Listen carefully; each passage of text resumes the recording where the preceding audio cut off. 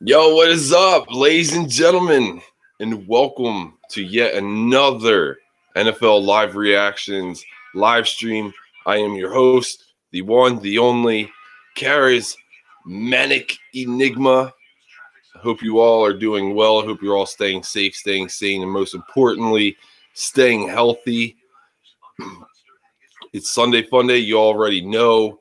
It's my favorite. It's my favorite day. It's my favorite time of the day, and it's football. You guys already know. I'm just quickly setting everything up, as you guys know already how it is. Sorry about that. It's been a long week, guys. Got my coffee, got my water. We're all ready to go. I was like trying to get the game on my PlayStation like I normally do, and it wouldn't let me. And I was like, what the hell? And here, they're actually on national television. I can't believe it.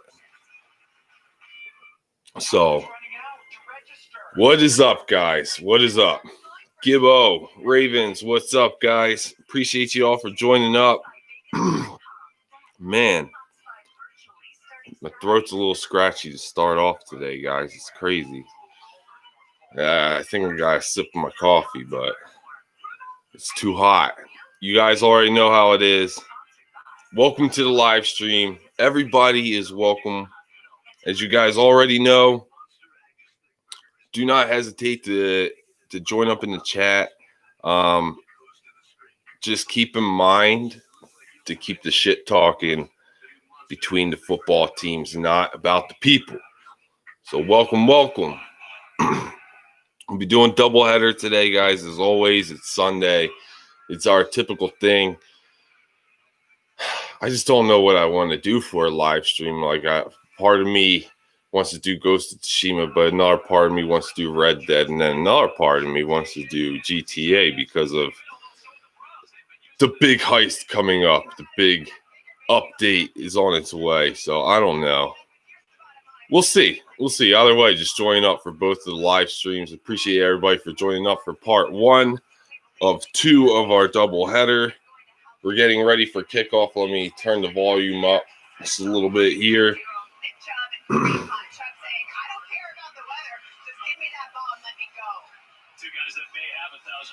All right, guys. All right. One last update.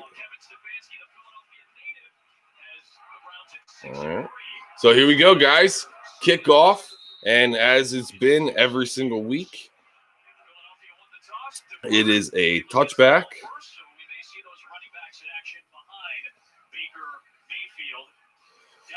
All right, so Browns get the ball first, guys. Let's see how the defense can respond after such a terrible, in my opinion, they had such a terrible outing last week. Such a bad game. So hopefully everyone can rebound. Apparently Carson Wentz gave a nice little speech at the end of practice because there was an elephant in the room, as Brandon Graham would say. And here we go. 1st and 10. Mayfield. Oh, it's almost intercepted on the first play of the game. It went through his tight end's hands. It's a rainy day, so I expect a lot of runs today, but they start off with a pass. And I say they as Cleveland. All right.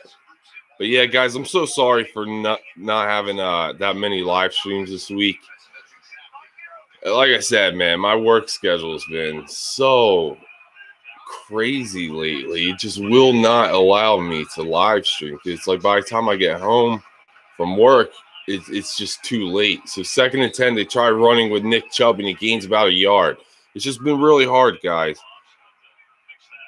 But hell, either tomorrow or Tuesday, the governor's going to announce whether we're going into another lockdown or not. So if we do, be prepared. There'll be lots of live streams coming your way.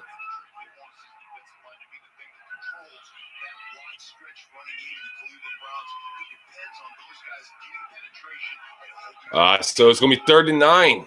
It's a passing situation in this downpour, and of course the Eagles jumped off sides. It's fucking typical. Oh! And Slay almost got the interception. It wouldn't have mattered anyway just because of the offsides. Probably why he dropped it. No, I'm just kidding. It's because of the rain. Let's be for real. So 3rd and 9 is going to set up a 3rd and 4 after the 5 yards.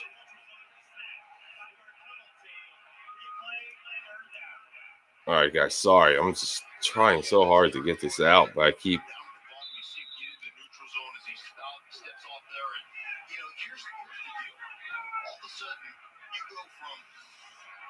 Okay.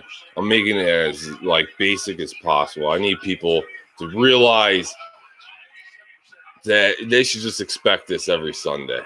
They should be subscribed by now, right? So 3rd and 4, Mayfield, he rolls incomplete. No flags. The Eagles get off the field, and it's a quick 3 and out. So look at that. There you go.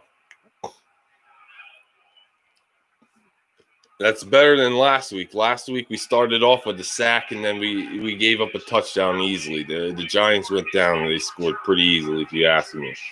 So here we go. Cleveland on 4th and 4. They're bringing in the punter. Greg Ward Jr. is back to return. Last week we had Jalen Reagor returning punts, but I think due to the weather situation, he ain't going to be returning punts. So here's Greg Ward, and he's not really going to get much on the return. So there we go. First sip of coffee is pretty decent. It's just really hot. So we'll let that cool. Carson Wentz has 21 turnovers this year. 21 turnovers, ladies and gentlemen.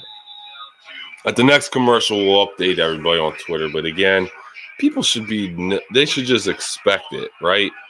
They should be already subscribed, all that good stuff. You know?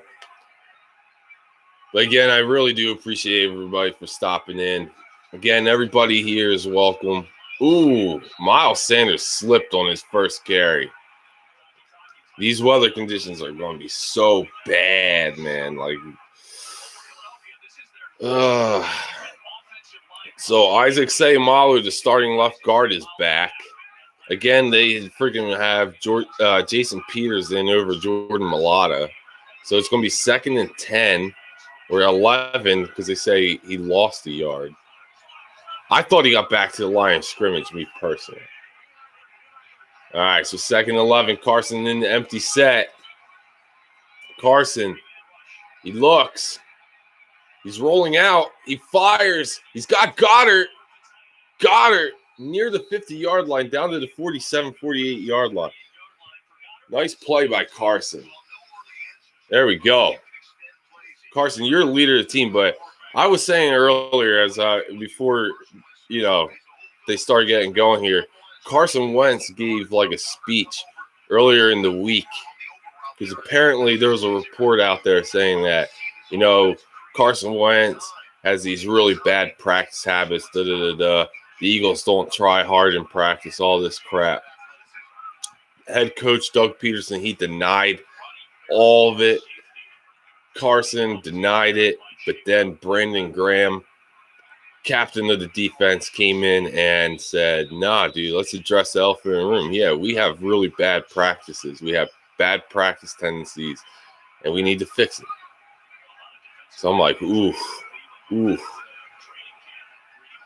It's split here between the locker room. So it's 1st and 10 after the big gain by Goddard. 22 yards. Wentz hands it off to Miles Sanders. Miles Sanders got a hole up on the right side. And he gains about 9 or 10 on the play.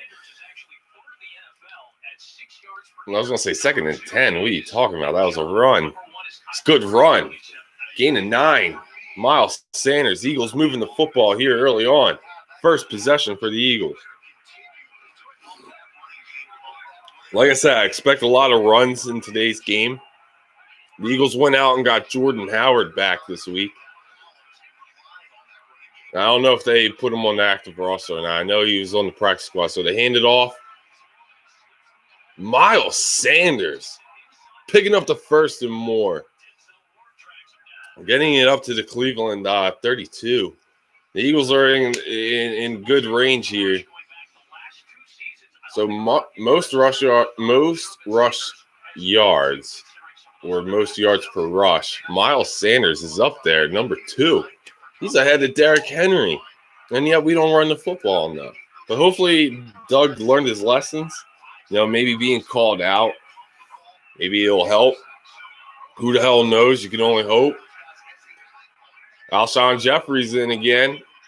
So here we go. Wentz in like a pistol formation. Hands it off to Miles Sanders. He hits the gap hard. Miles Sanders picking up about 6 or 7 yards on that. Man, good running. There you go, Doug. We've ran the ball more than we have passed. We only passed the ball once. It's 4 rushes, 1 pass. Amazing. Who is this guy? Is this the same Doug Peterson? I'm glad to see it. Took you 11 weeks, but I'll take it. All right, so they hand it off to Boston Scott. Boston Scott. It's going to be short of the first. About a yard and a half short. So here we go. 3rd and short. The Eagles last week did not convert one single 3rd down. And we lost to the Giants. We lost to the mother-humping Giants. Oh, my God. That was our first loss to the Giants since 2016. We beat them 8 straight times. We haven't played Cleveland since 2016, and Carson Wentz is his first game as Eagles quarterback. So here we go, 3rd and 2. Hands it off Boston Scott. Nice move. And he gets the first. He would have been a tackle for a loss, but Boston Scott was a nice juke. Very nice move. So 5 rushes to 1 pass. It's crazy. Great job. So here we go. 1st and 10. At the Cleveland 21-yard line, Carson Wentz out of the gun. Rager in motion. Hands it off to Boston Scott off the left side. Big hole. Boston Scott gains about 5 or 6, and he looks to be hurt. He immediately grabbed his back. I think he might have an injury here, folks. He got up. I think it was just, the face mask of the defender guy right in there, man. Ooh. It'll wake you up on a Sunday morning if you're not already awake. Or I guess Sunday afternoon over there in Cleveland. All right, so here we go. 2nd and 5. Carson hands it off. Miles Sanders off the left side. Breaking tackles. Miles Sanders down to the 4-yard line. It's going to set up a 1st and goal for the Eagles. Man, when was the last time we saw the Eagles actually drive down the field on their opening possession and score a touchdown? Oh, wait. Think it week 1? No, I'm just kidding. I think we did against Dallas. And then we just fizzled out after that. All right, so 1st and goal. Carson out of the gun. Jalen Rager in motion. Hands it off to Miles Sanders. Oh, the ball came out. I think Cleveland might have got it. The question is, was he down? But I think he fumbled that one. Damn, that's a shame. Damn, Cleveland's ball. Damn, that's a shame. See, this is what I'm talking about right here for the Eagles. Yeah, that ball's out. Oof. Yeah, see, this is what I'm talking about. They shoot themselves in the foot every week, guys. Every freaking week they shoot themselves in the foot. Miles Sanders got to do a better job at holding on to the ball, man. Freaking first time in a long time we're actually doing something on our opening drive, and freaking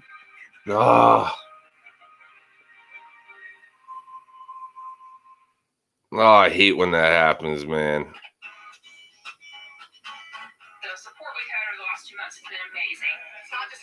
All right, let me quickly update the. Look at you. No braces on the internet you can handle.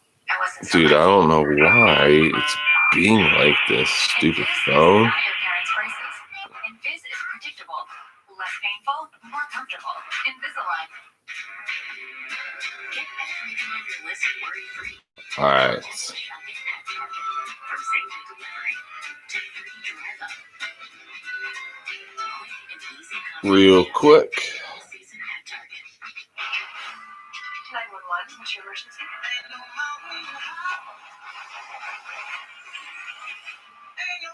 All right, guys. Everybody's updated. Sorry for the delay, y'all. But I appreciate everybody for joining up. Hope you're having a great week. Hope you're having a great weekend. Again, for all the subscribers, I do apologize.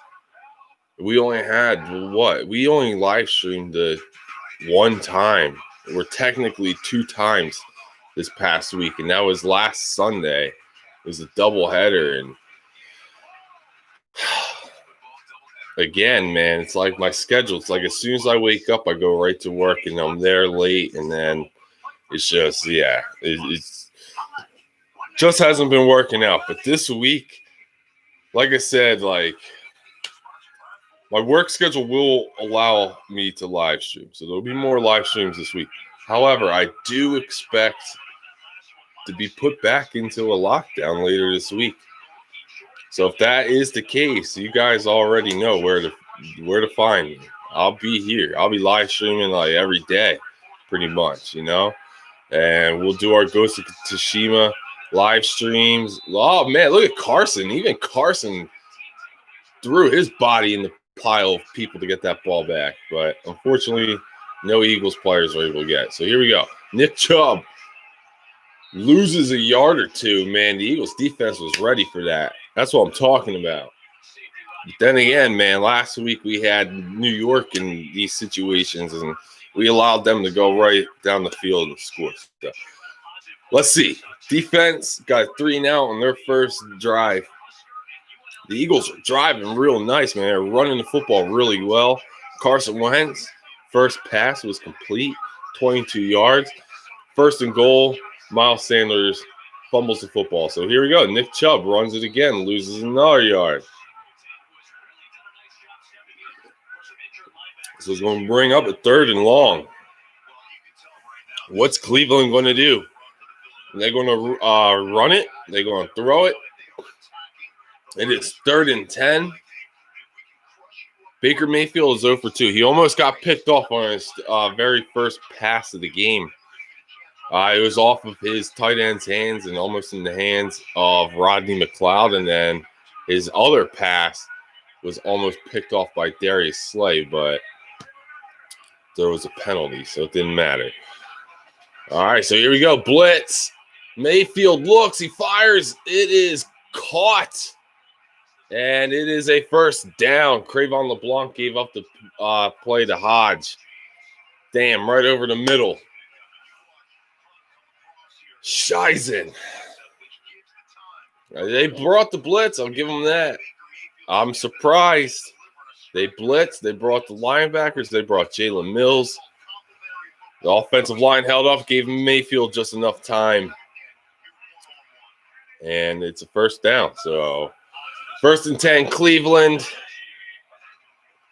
Baker Mayfield, he hands it off to Nick Chubb. Nick Chubb off the left side. Gains about 9 on the play. Damn, see, this is what I'm talking about.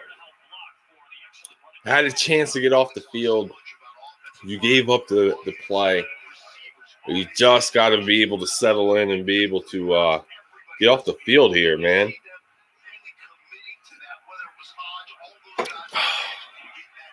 Coffee turned out really good today, guys. But I appreciate everybody for joining up once again. Everybody's welcome to join up in the chat, whether you're a Browns fan, Eagles fan, Cowboys fan. It doesn't matter who you are. Shit talking is welcome. I don't care. Keep it about the football teams and only about the football team. And you're good. Other than that, kick back, relax, enjoy. So it's a first down for Cleveland. They did a quarterback sneak with Mayfield. He's got the first. Little cheap first down for them. Whatever. Don't matter. As long as you can get off the field. Jim Schwartz. So 1st and 10, Cleveland. Mayfield under center. Nick Chubb in the backfield. They hand it off. Left side. And Nick Chubb's going to lose a yard, man. The Eagles are ready. They were all over that. Get out of here with that BS. Damn. Come on, man. I want to see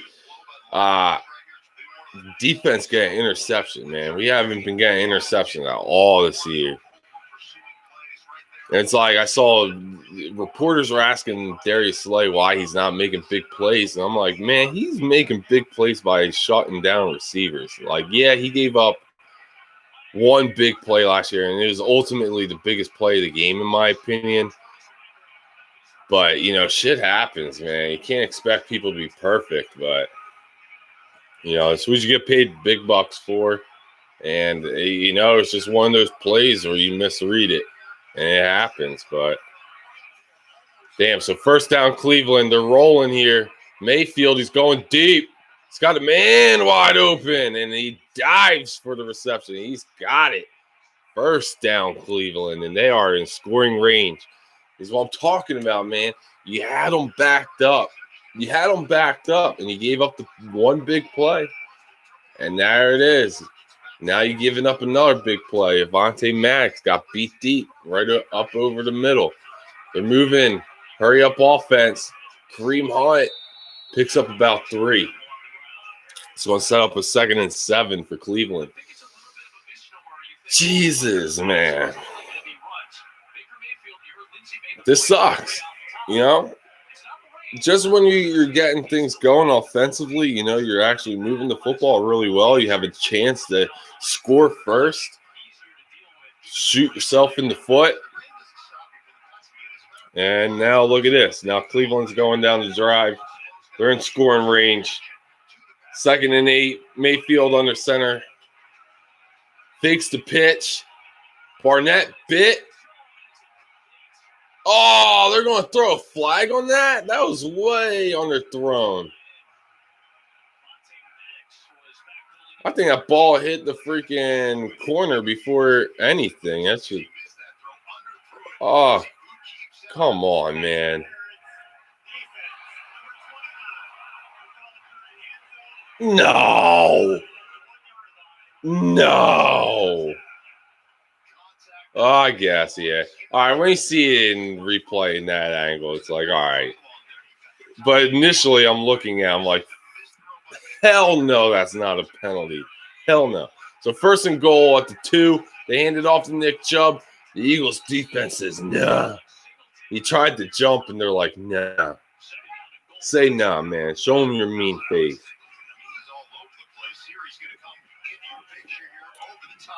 Come on, let's see some heart and soul from this Eagles defense, man. Let's go.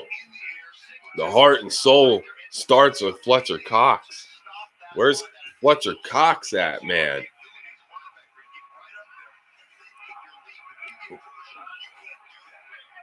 All right, so 2nd and goal. Mayfield under center fakes the pitch. Overshot a wide open Austin Hooper, who was running all by himself in the back of the end zone. He overshot it. Mayfield missed the target. And they're trying to, do these fake pitches. And, these linebackers are biting hard on the play action right now. Alex Singleton bit. Same with Davion Taylor. He bit hard, too. And this is why Austin Hooper was all by himself. All right, so 3rd and goal. At the 2, they hand it off. Kareem Hunt. There's a hole, but I think he was stopped short. He's short. He's like right at the goal line. I would not be surprised if Cleveland goes for this. They would be foolish not to. The only, I mean, look at that. Yeah, dude, he's short. That knee is short. Don't even right now. They're going for it, baby. Let's stop them. Let's get that push. Where's Fletcher Cox? This is what I'm saying. Where's Cox? Hands it off, Kareem Hunt, and they say it's a touchdown. They drove 96 yards, man. 96 yards. That's what I'm talking about. Last week, same thing. Same thing. Damn it, dude. Pisses me off. Let's see, man. I mean, that elbow was down. Where's the ball at? Oh, I don't know. This is close. Oh, he's short. He's short. From that angle, man, he is right on the goal line. He's like right at the goal line. I'm talking like that close, folks. That close. Dude, whoa. This is close. Look, we'll see what the referee's ruling is on this one, man, because that's close. Like I said, man, this is why you go for it. Because if you don't get it and they overturn this, the Eagles are not in great field position. And why not? If you're Cleveland, like I said, why not? If I'm Doug Peterson, you got to just run the football. You picked up nothing but positive yards on every rush except for the one where Miles Sanders slipped and fell and lost a yard. Other than that, you've been picking up some really good yards. You got to stick with the run. Let's see what happens, though, man, because, like I said, this is really close. For anybody that's just tuning in, Cleveland just ran the football on 4th and goal, and initially it looked like Kareem Hunt just got in. And now looking at the replay, he's that short. That short. But then again, the referees could say that there's not conclusive enough evidence to overturn the call. And they can just give Cleveland the touchdown, which would not surprise me whatsoever. Last week against the Giants, man, the referees were terrible. Terrible. It was disgusting. I felt like a lot of the referees, they helped the Giants win that game. But then again, the Eagles played a really bad game and quite honestly did not deserve to win that game. So, was it a frustrating loss? Hell yeah, it was. Was it an eye-opener? Probably not, because in that game, I've been complaining about the same issues all year. The play calling is terrible on both offense and defense. If the Eagles can actually just put together a game, okay, where both the offense and defense plays really well, they could win a lot of games. But they don't. Oh, they reversed it. So the Eagles will have it 1st and 10 at their own goal line. So they are, oh, man. Scary situation. Can we get a 99.5-yard run by Miles Sanders right up the middle for a touchdown? That would be ideal, but oh man, I don't know. This is a very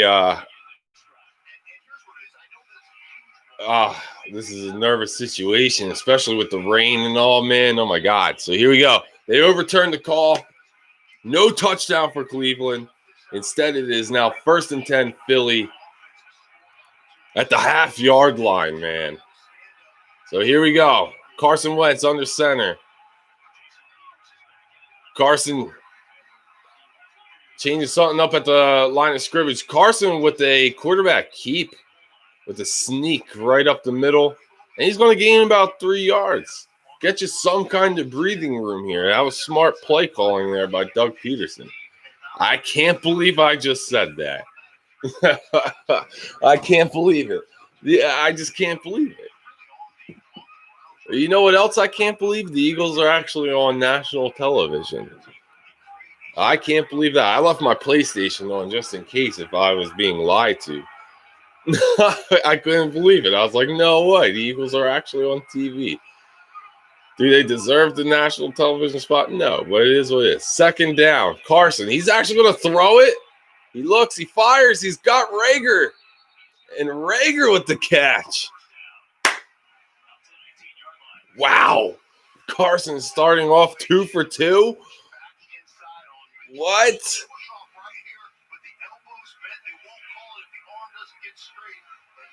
Nice catch.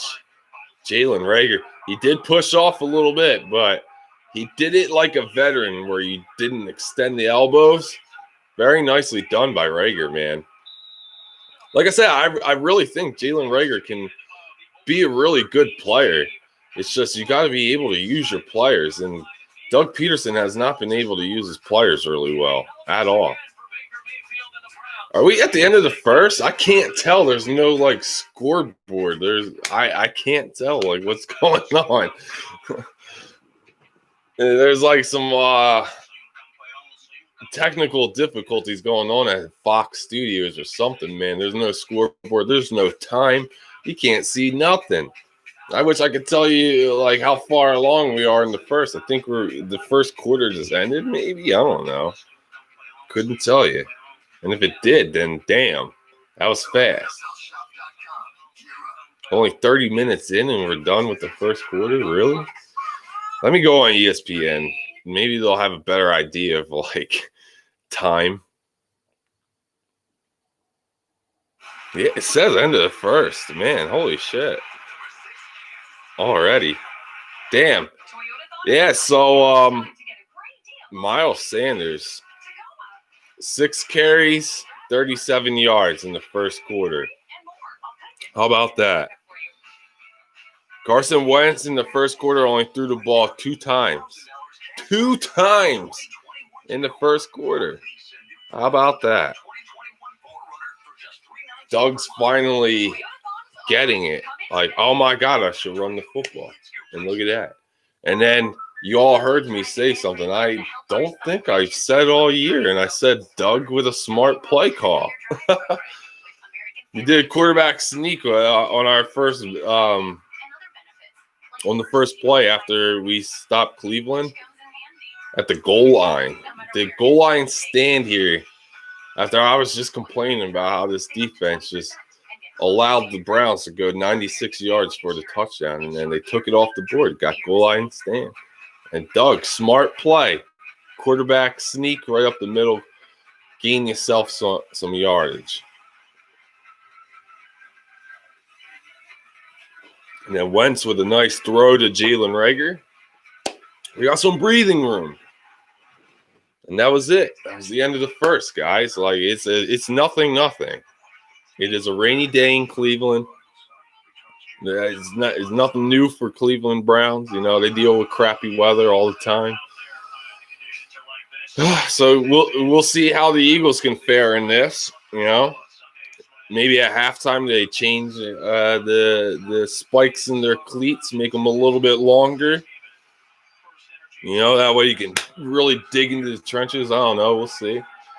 We'll see. All right, so it's the start of the second quarter. Eagles got the football at the 19-yard line. Carson under center. Miles Sanders in the backfield. Jalen Reagor in motion. Carson fakes the handoff. Here comes the pressure. He's got Goddard. Oh, yes! Beautiful throw, Carson. Beautiful. He read that perfectly, guys. Goddard gets off the line. Carson sees it. Boom. Perfect pass, dude. Perfect fucking pass. That's what I'm talking about. Carson Wentz starting off the game 3 for 3. No, they're saying 2 for 2. I'm sorry. Oh, that's 3 for 3. Yeah, because Carson looks, fires. He's got Miles Sanders for a gain of 4. It's something. It's better than nothing. I'll take it. It's better than a sack, you know. There you go, Carson. Like I said, Carson tried to fire up the team earlier in the week, man. After all the reports of the sloppy practices, Brandon Graham saying the same thing. Carson was like, look, I believe in you guys. I need you to believe in me. We can turn this around, blah, blah, blah. And like gave this heartfelt speech. It looks like it's paying off. Wentz! Oh, God, it's a pick six. He got hit as he threw. And the linebacker saw, oh, man, that was a disaster. And just as I say, oh, it looks like it worked, Carson with a pick six. Damn.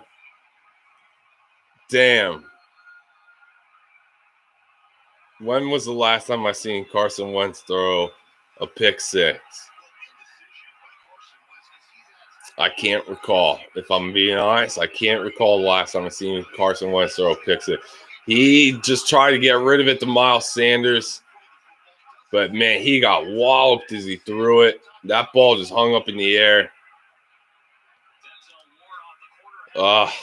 It happens. You know, that's something you got to be able to see, you know, beforehand. You know, pre-snap, you got to be able to see that blitz coming. Wentz did not. And there you go. Cleveland's up 7-0, just like that. Pick six. That ball just hung up in the air.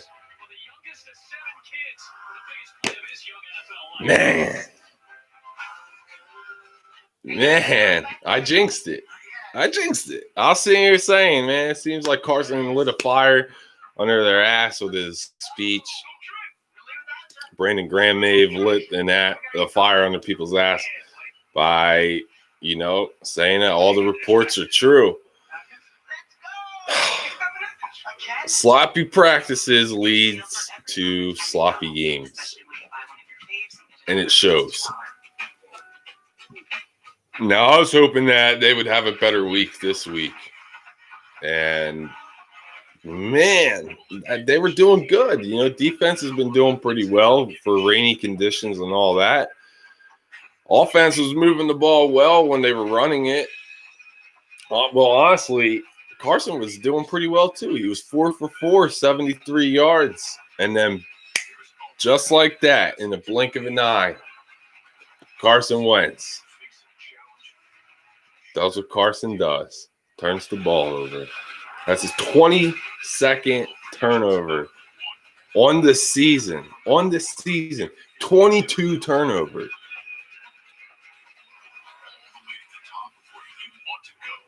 He's got like 14 interceptions. 14 interceptions and 8 fumbles. That's a bad stat line. You cannot have that as a quarterback. Now, granted, again, I feel that Carson Wentz's confidence was completely diminished. Week 1, offensive line, let him just he just got buried. Let's be honest. He got buried against the Washington football team. Week 1. Ever since, confidence each week just drops. Let's be honest. And there's nothing Doug's doing to get this man's confidence back. The crazy thing is, too, like last week, Doug said he thought he called a really good football game. I was like, bro, how in the hell do you think you called a good football game if you were 0 for 9 on third down? How do you think you called a good game when you lost to the New York Giants by 10 points? When your team looked so sloppy and unprepared? How do you say you called a good game? You didn't. You were out-coached. Just saying.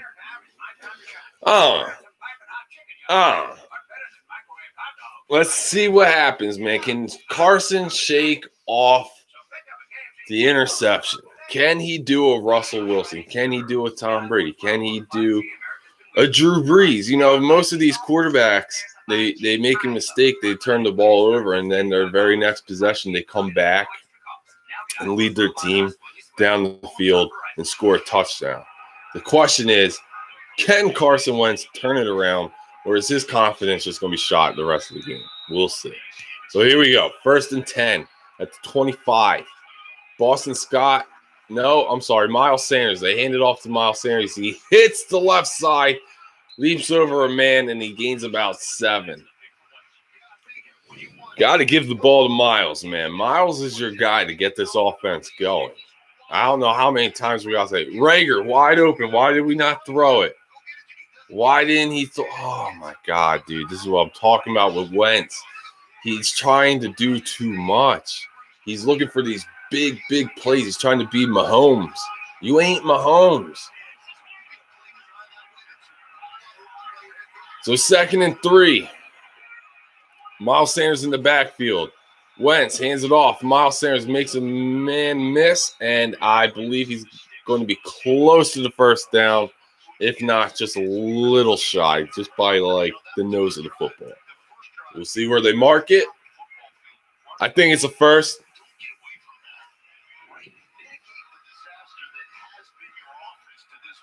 All right. What they mark it? First down. All right, that's what I thought. I was going to say, from my vision, that was a first. Couldn't necessarily see exactly where the knee was at first, but, you know. So here we go. 1st and 10. Wentz fakes the handoff to Boston Scott. He rolls out. Get rid of it. Oh! Man, he almost did a Steve McNair. You know what I mean? He ducked and made 2 defenders miss. And then there was a third guy there to clean up the sack. But damn, that was close. Yo, what's up, Jens? Jens got next says, I hope the Eagles win today. Hey, I appreciate that. Because aren't you a Giants fan? So I appreciate that. Much love. Appreciate you for joining up. Welcome back. Oh, we got a personal foul in Cleveland. What happened? What happened? I missed it. Oh, why did he hit Rager? Dude, he hit Rager. Like, I don't even know why he hit him. Rager didn't even have the football. Wentz did. I don't get it. Oh, here we go. Jalen Hurts. We already know what's going to happen. He's just gonna fake the handoff and he's gonna run. He fakes the handoff and he runs it and he gains about 7 yards. So he gains positive yards, but if I'm any freaking defense, I see Jalen Hurts come in, I'm ready for the run. You know, like I hate how we bring Jalen Hurts in, because like, how do you expect to get your starting quarterback in a rhythm when you're shuffling around players like that? I just don't get it. I don't like it. I hate it. It didn't work in 2009. It ain't going to work now. So a quick screen to Greg Ward on 2nd and 4, and he gains about a yard. Shizen. Yeah, Jen says go Giants. Giants have a chance at the division right now, you know? I mean, anybody in our division has a shot at it, which is crazy. The Eagles blew their chance to kind of start walking away with the division last week, you know? But bad game by Doug, bad game by Carson. Let's see what happens. 3rd and 3, Miles Sanders in the backfield, Alshon in motion. Carson, he looks. He's going to get sacked. He's sacked, man. He held the ball, man. I'm telling you. I guarantee you somebody was open. That was one of those quick passes, and Carson just holding the football. No, nobody was open. Never mind. I was wrong. I'm getting really critical on Carson, man. Like, just because you're the leader of this football team, why are you know what I mean? You gotta be the one to get this team going. All right, so the Eagles are back. They're going to punt. And it's a nice punt to the 11, I believe. Yep, 11-yard line. Cleveland gets it. The Eagles move the ball. They're moving the ball really well. It's just you got to take what the defense gives you. You got to stop looking for these big plays, especially if you don't have any of your speed receivers in. That's the difference between Carson and Mahomes, you know. Mahomes knows what to do with all his freaking speed receivers. Andy Reid knows how to use his speed receivers. Andy Reid knows how to just run an offense in general. Doug, not so much. So, yeah, I don't know. I say stick with the run.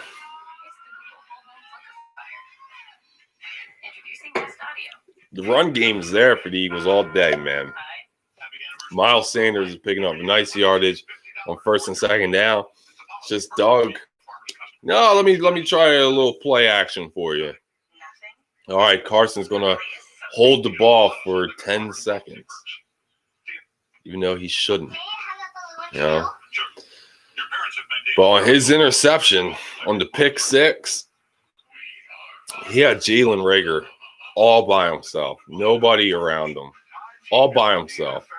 And he held on to it as if he was expecting Reagor to just go out and up. He was trying to make a bigger play than what was there. So I always say, and every announcer will tell you, anybody in sports will tell you, take what the defense gives you. Don't try to do too much. Stop trying to do too much. If you see a lane to run, then run. You know? That's what Lamar Jackson does. Hell, that's what made Michael Vick successful. You know, you take your drop back, you go through your initial reads. If you see a hole open up in your offensive line and none of your receivers are open at the moment, then take the gap and run. Pick up positive yards. I'd rather you pick up positive yards than negative yards or turn the ball over. Like, why? Why are we still talking like this 11 weeks into the season? Like, come on, Doug, you should have your team more prepared. Come on. You should never show up to class unprepared. So here we go. 1st and 10. They hand it off to Nick Chubb. Chubb being patient with his runs. TJ Edwards there. Holding on to his foot. Like, nah, man, don't. You can't let him go. It was a good initial wrap up there by Chase Edwards. Like, I was going to say, man, you got to be able to tackle, you know. It's going to come down to tackling today. You got to be able to tackle.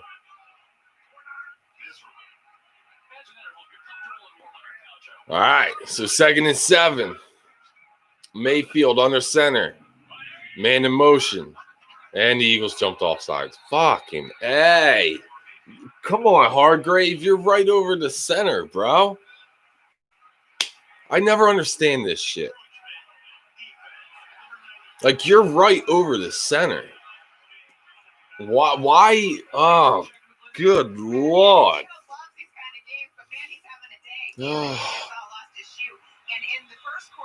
Going crazy, guys. Like, holy shit. Getting pissed.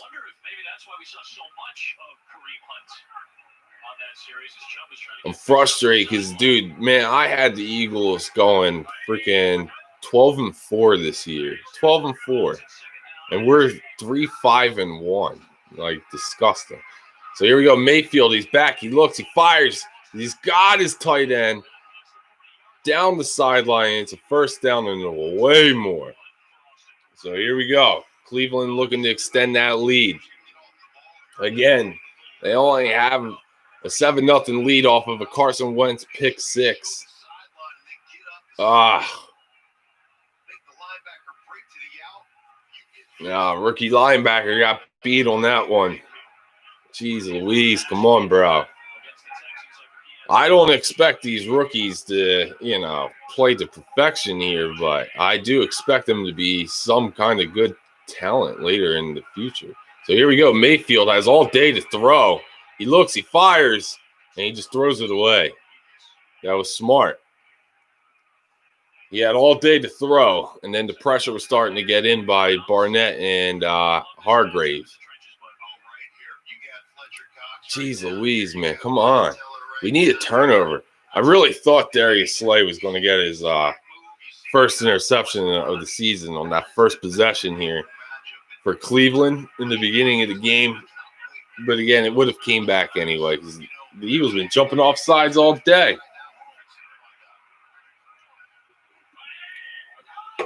Oh, my God. Again, they jumped off sides. For the love of God. The Eagles looking like how Washington looked on opening day when Carson Wentz was able to get the Washington no-names to jump off sides like 8 times. Well, that's what Baker Mayfield's doing to the Eagles defense right now. They just keep jumping off sides, giving up easy 5 yards, dude. Shooting yourselves in the foot. How many times are we going to keep saying this each week? Good Lord.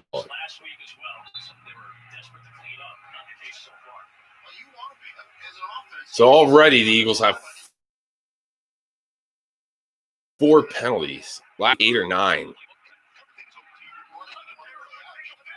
All right, so 2nd and 5 for Cleveland after the flipping offsides penalty. Jarvis Landry in motion. Play clock's down to 1. Fakes the reverse, trying to fake a hand. That play was just a disaster for Cleveland. Hey, cool football clip, Robbie. Yeah, what the hell? All right, anyway. Clip Robbie says, can you play the game? No, I can't show the game. I will, my channel will get a copyright, and then they'll shut us down. And we can't have that. We're not getting shut down. So, unfortunately, I can't show it to you guys. I can only commentate it for you. So, I hope you guys are enjoying. 3rd and 7. Jarvis Landry out wide. He's lined up with Avonte Max. Baker Mayfield going deep. It was a timing play, and they were going on Darius Slay. They're looking for a flag, but there was nothing there, man. Come on, man. You're trying to get the wrong guy. You're targeting the wrong man. Look at this play right here. That's not enough. I don't think that's enough to throw a flag, man. I think that's a really good no call. That's good let them play kind of play. So, nicely done. So, Cleveland is going to have to punt. It's on 4th and 7. They punt. Greg Ward with the fair catch at the 20-yard line. So, the Eagles will get it. So, we got 7 minutes left in the second quarter. It's a 7-0 game. Cleveland has the lead off of a Carson Wentz pick 6. So, again, I appreciate everybody for joining up. Much love to you all. I appreciate everybody joining up each and every Sunday. If you are new, please please subscribe. Again, this is part 1 of 2 of our doubleheader today. Again, I have yet to decide on what we're going to do for part 2 of the doubleheader. It could be Ghost of Tsushima, it could be Red Dead, or hell, guys, I'm really contemplating jumping online in GTA to start a little grind. If anybody that is a gamer and you like GTA and you've been waiting for a huge update, December 15th is the day, folks. December 15th, we get a map expansion in Red Dead. Not Red Dead. I wish. GTA Online. I'm really looking forward to it. Rockstar's been showing off some teasers this week. It looks really good. I'm really excited. So, yeah, guys, tune up. we might be doing a grind in Red Dead, or we might be doing a grind in GTA, or we just might be continuing our intense Ghost of Tsushima live stream. So either way, stay tuned, guys. You don't want to miss it. Doubleheader Sunday. As always. And again, I may be in lockdown again later this week. I'm expecting the news to break either tomorrow or Tuesday. And again, guys, if I am put in lockdown again, you guys already know. You can find me here. I'll be here live almost every day, essentially, if that's the case. If not, then again, my work schedule this week will allow me to live stream, at least before I go in. So stay tuned. Stay tuned. Plenty of live streams this week. Either way, it doesn't matter. I'm partially hoping for another lockdown just for the fact that I've been wanting to do like prediction videos and stuff like that for football each week. I haven't been able to do that because of my schedule. So maybe I can start doing that. I don't know. We'll see. I might just hold off till next year. So the Eagles handed off to Miles Sanders on first down, and he picks up about 6 yards on first. Look at that. So it's going to set up a second and short. This is what we need right here to get this offense going. You need to get positive yards on first down. Miles Sanders already, 9 rushes, 53 yards. 6.5 left in the second.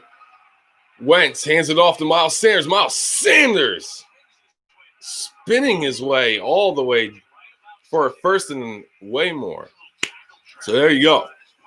That's what I'm saying. You got to give your best playmaker the football. Miles Sanders, he is a weapon, man. He is a headache for every defense. Doesn't matter. So 1st and 10 for the Eagles. Carson Wentz out of the gun. Boston Scott to his right. Wentz hands it off. Boston Scott.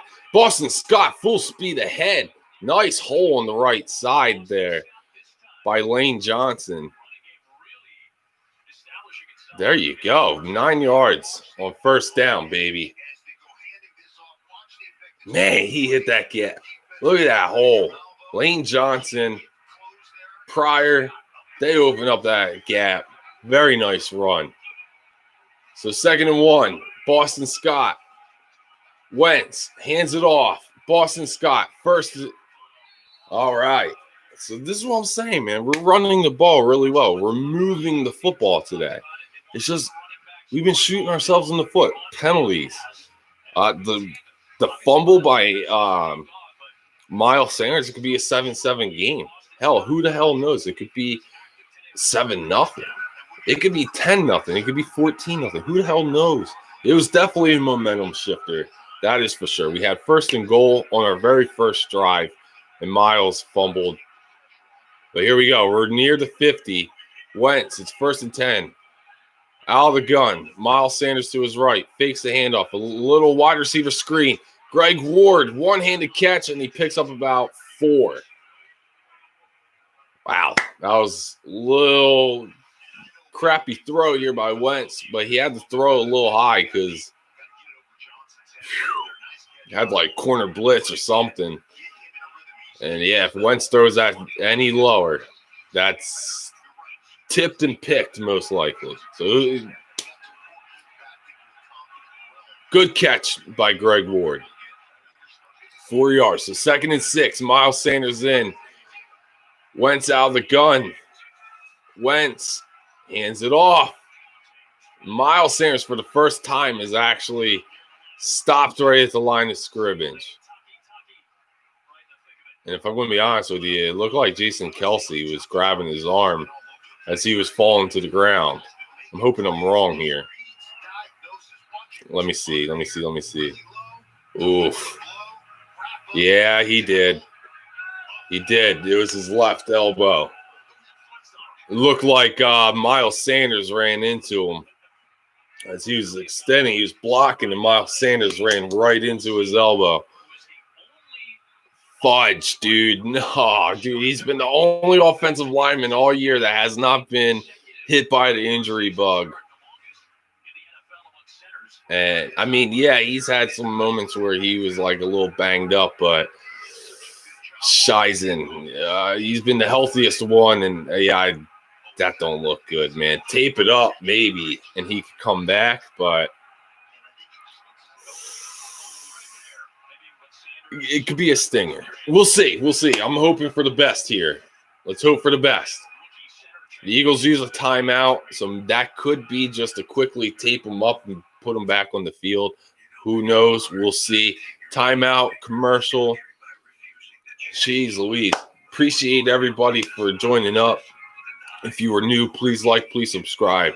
As well as, you are all more than welcome to join up in the chat. I don't care. You could be an Eagles fan, Cowboys fan, don't matter. Patriots fan, I don't care. Doesn't matter. Everybody's welcome. Shit talking is welcome. Just keep it about the football teams, not about the people. Make nothing personal.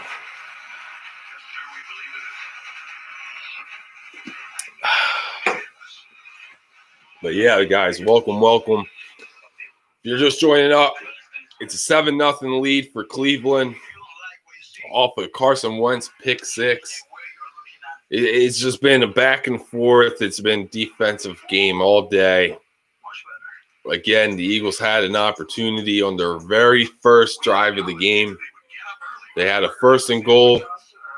Miles Sanders fumbled the football. Next drive, the Eagles get it. They're driving. Carson Wentz throws a pick six, and they punt. Been running the football really well today. Carson hasn't been bad throwing either. Like he's done a really decent job. I mean, outside of that pick six, that was pretty much the only bad play I've seen from Wentz. I mean, other than holding the football for a long time, but I do feel that Carson's doing a good job so far, leading the offense. It's just shooting yourselves in the foot, as it's been all year. You know, defense jumping off sides a lot. Got to get a turnover, but for right now, we need to score points. Got to be able to score here. The Eagles do have the football. If you're just tuning in, the Eagles do have the football. They are moving as they've been all day. But Kelsey's hurt. And he doesn't look good, man. He's walking down the sideline. He doesn't have his helmet on. He's shaking his head. Yeah, he's hurt. He's hurt, man. Fudge. Well, that's the last thing the Eagles could afford right there. So it's 3rd and 7. They're on Cleveland side of the field. 3rd and 7 here. Wentz out of the gun. Miles Sanders to his left.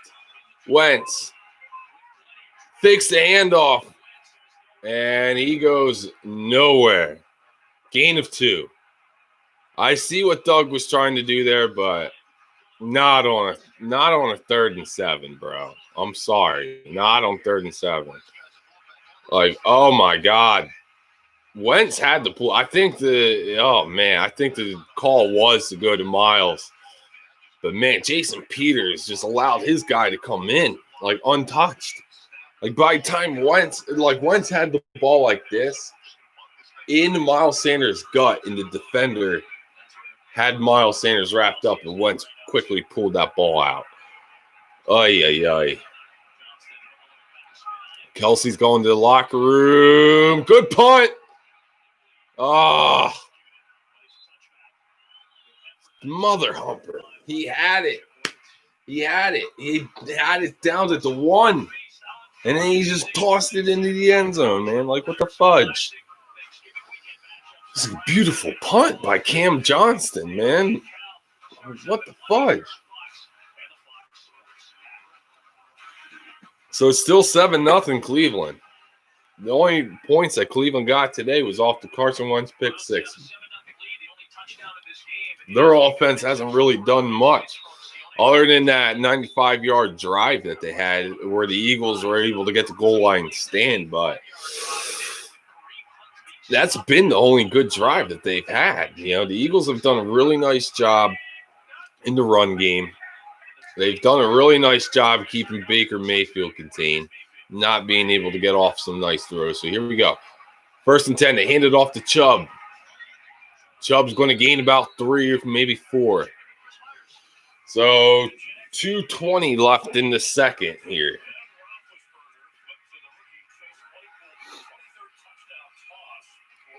Do the Steelers lose to the Jags? Do the Steelers lose to the Jags? That would be hilarious. So, nah, the Steelers are going to win. So I think the Browns are going to take this down to a 2-minute warning.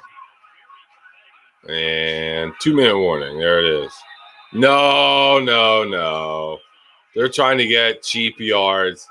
No.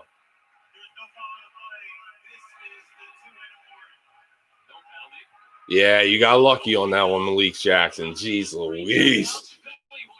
Freaking jumping off sides like crazy today, man.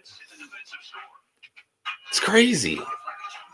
Oh, damn, guys. So, yeah. Cleveland, 7-0. 2-minute warning here in the second quarter.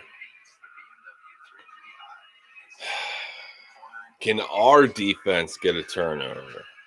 The Eagles turned it over twice, one by Miles Sanders, one by Carson Wentz. Again, we were in a freaking 1st and goal. And as it's been all year, you shoot yourself in the foot. You know, you're finally doing something right. You do something wrong. At least the defense is, they're holding their own right now. Better than what they've been in the past few games, to be honest with you. It's just we need a turnover. We need to be able to get a turnover. We haven't been able to do that all year.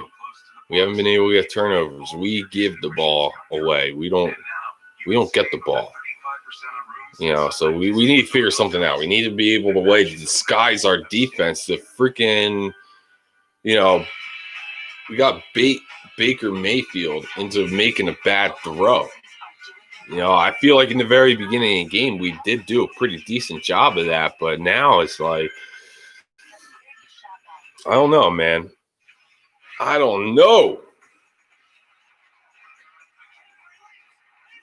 Hey, what's up, Pamela? Pamela Jacobs says, please show the actual game. I can't do that. If I do that, we get the channel shut down. And I can't get the channel shut down. No way. No way, Jose. I'm so sorry. I wish I could, guys. I really do. I do.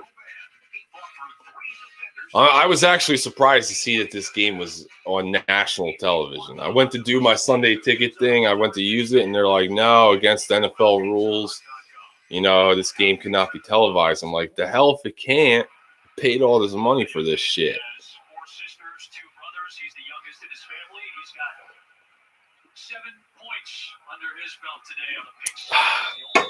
The game's on Fox. I don't know if it might just depend on your local TV provider. But for me, for once, the Eagles are actually on TV. I'm not in Philly, so that's why. Oh, he's sacked. Mayfield sacked on 2nd and 7 as we come back from commercial. From the 2-minute warning, Josh Sweat with the sack. Nicely done, man. Yeah, it should be on Fox. It just really depends on your cable provider. Out here in Vegas, I'm actually really, like I said, I'm really surprised that the game is on. The game is on. But yeah, you're very welcome, Pamela. Like I said, guys, I hope that my commentary is good enough for you guys. If it's not, I'm sorry. This is new for me. I've never done live reactions until this football season. I've been seeing other people do it. I thought it was really cool that people actually do this and people tune in. I think it's a really cool way to meet new people, too. Football fans from all across the world. In football, we trust. So it's third and 14. Cleveland used the timeout. 1:15 left in the second.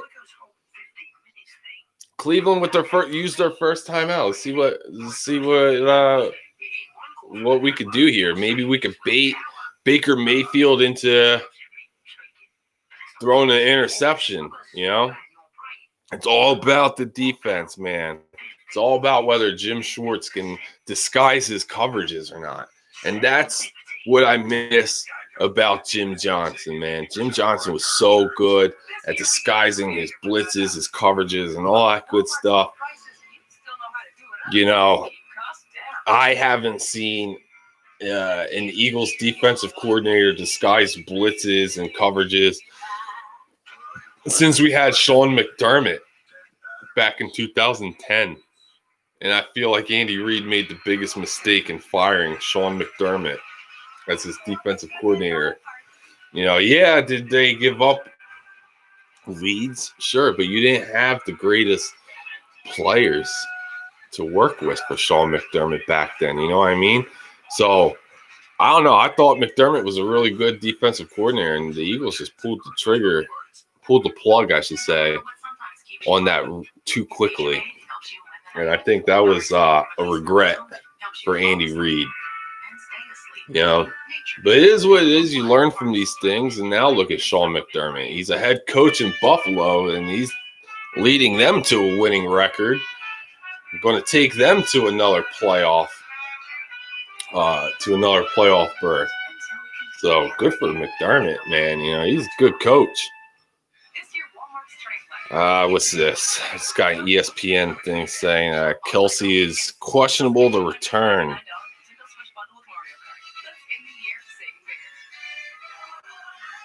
Yeah, I figured, man. It didn't look good when he's walking around on the sideline, shaking his head.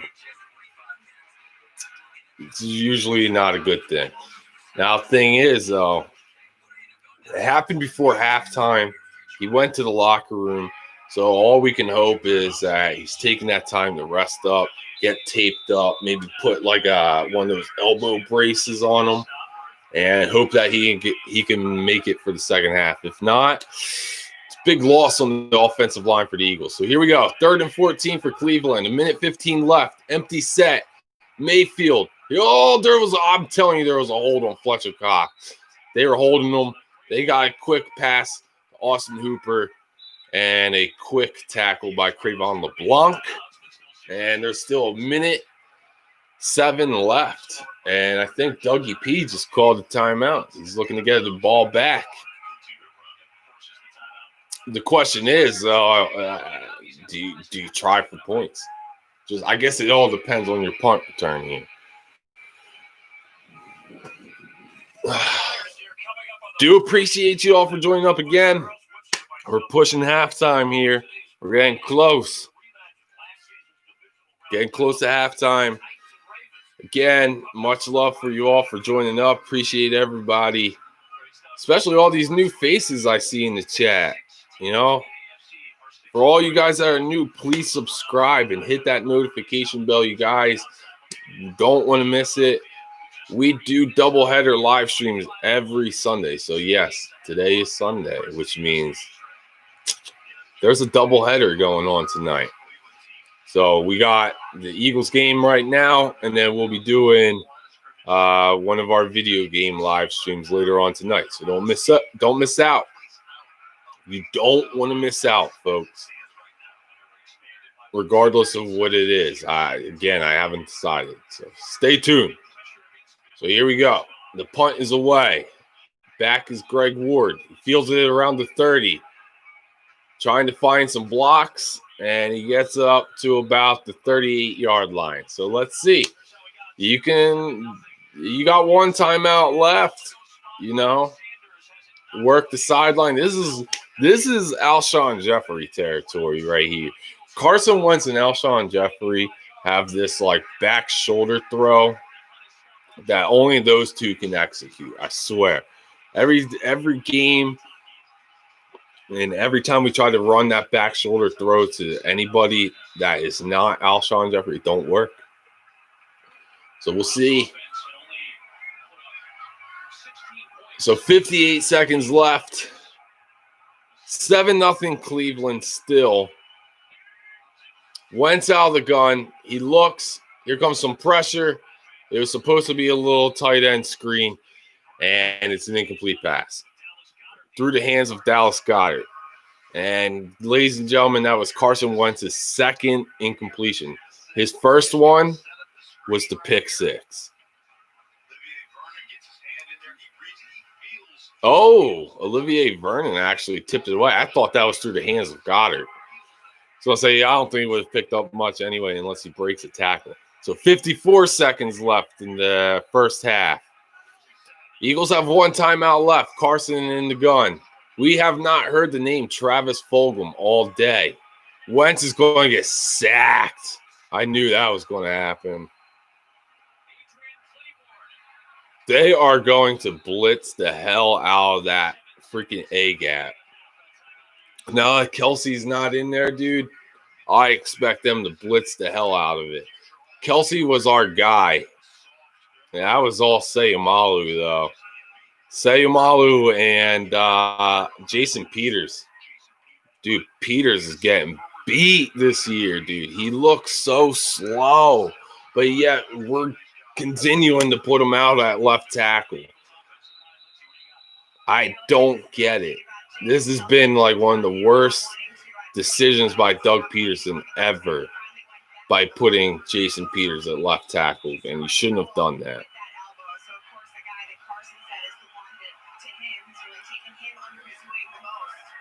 So it's going to set up a 3rd and 20. Wentz out of the gun. I just expect him to hand this ball off. 49 seconds left. Oh, he doesn't. Wentz, he looks, he fires, he completes it to Goddard, and Goddard's just going to get back to the original line of scrimmage. And that's it. I think Cleveland's going to use their timeout, their final timeout. There's still 42 seconds left in the second. Oh, jeez.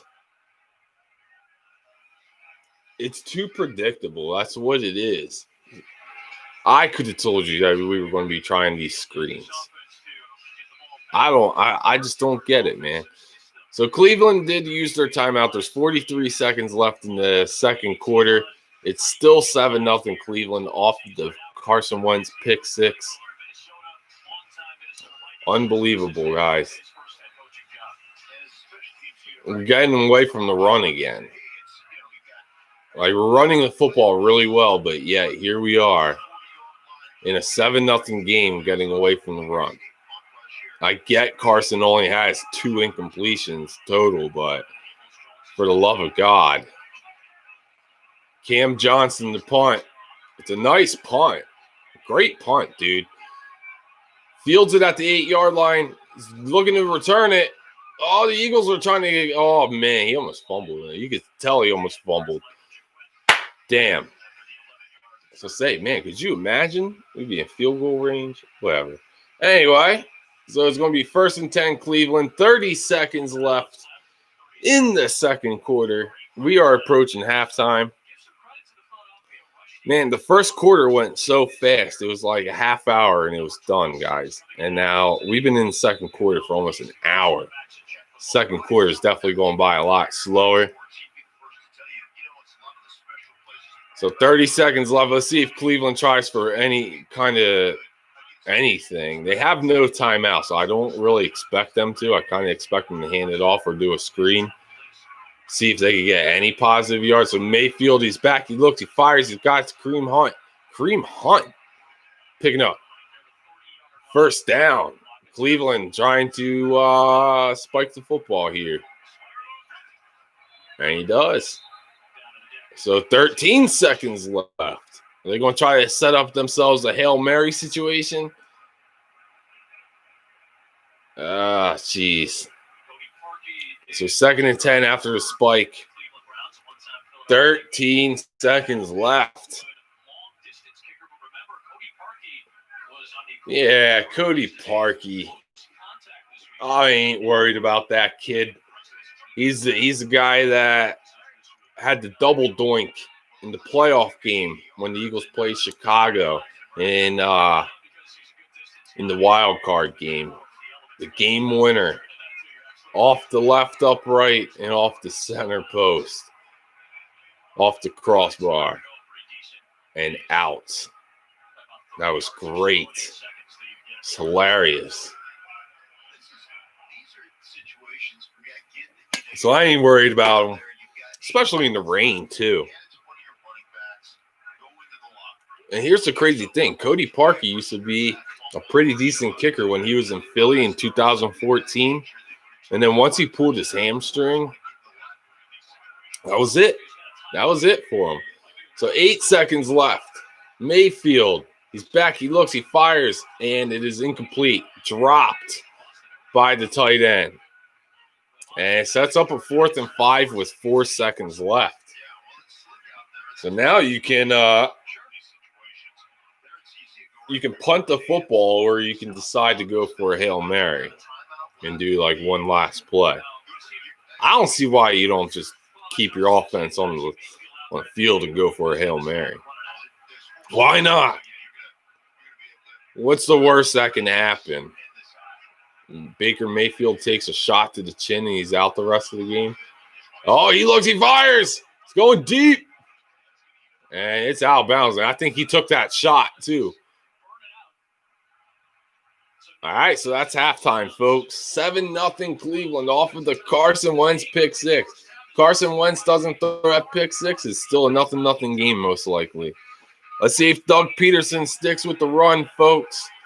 In the second half, the run's been there all day, as it's been all year. You know what I'm saying? So it's all on Doug at this point. Stick with the run. We have reached halftime, folks. I am going to use the bathroom, and then we will come back. We will talk second half of what needs to go down.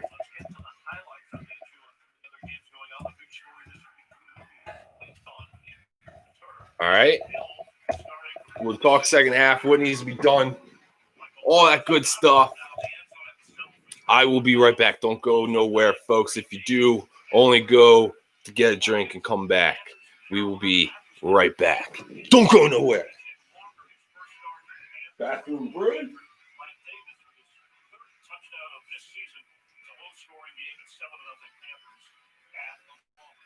Titans and Ravens got the 63 teams and testing the Titan players gathered on the Ravens logo before the game, and John Harbaugh is upset about it. So they answer with a J.K. Dobbins touchdown run, 2-point conversion, 14-7. Ravens leading at home. On the Patriots and Texans is Bill Belichick facing off against one of his former assistant coaches. That's Romeo Crennel. And Deshaun Watson, he's run for a touchdown and he's thrown for a touchdown. And he was Patriots in Camden. Tough hit, 14-10.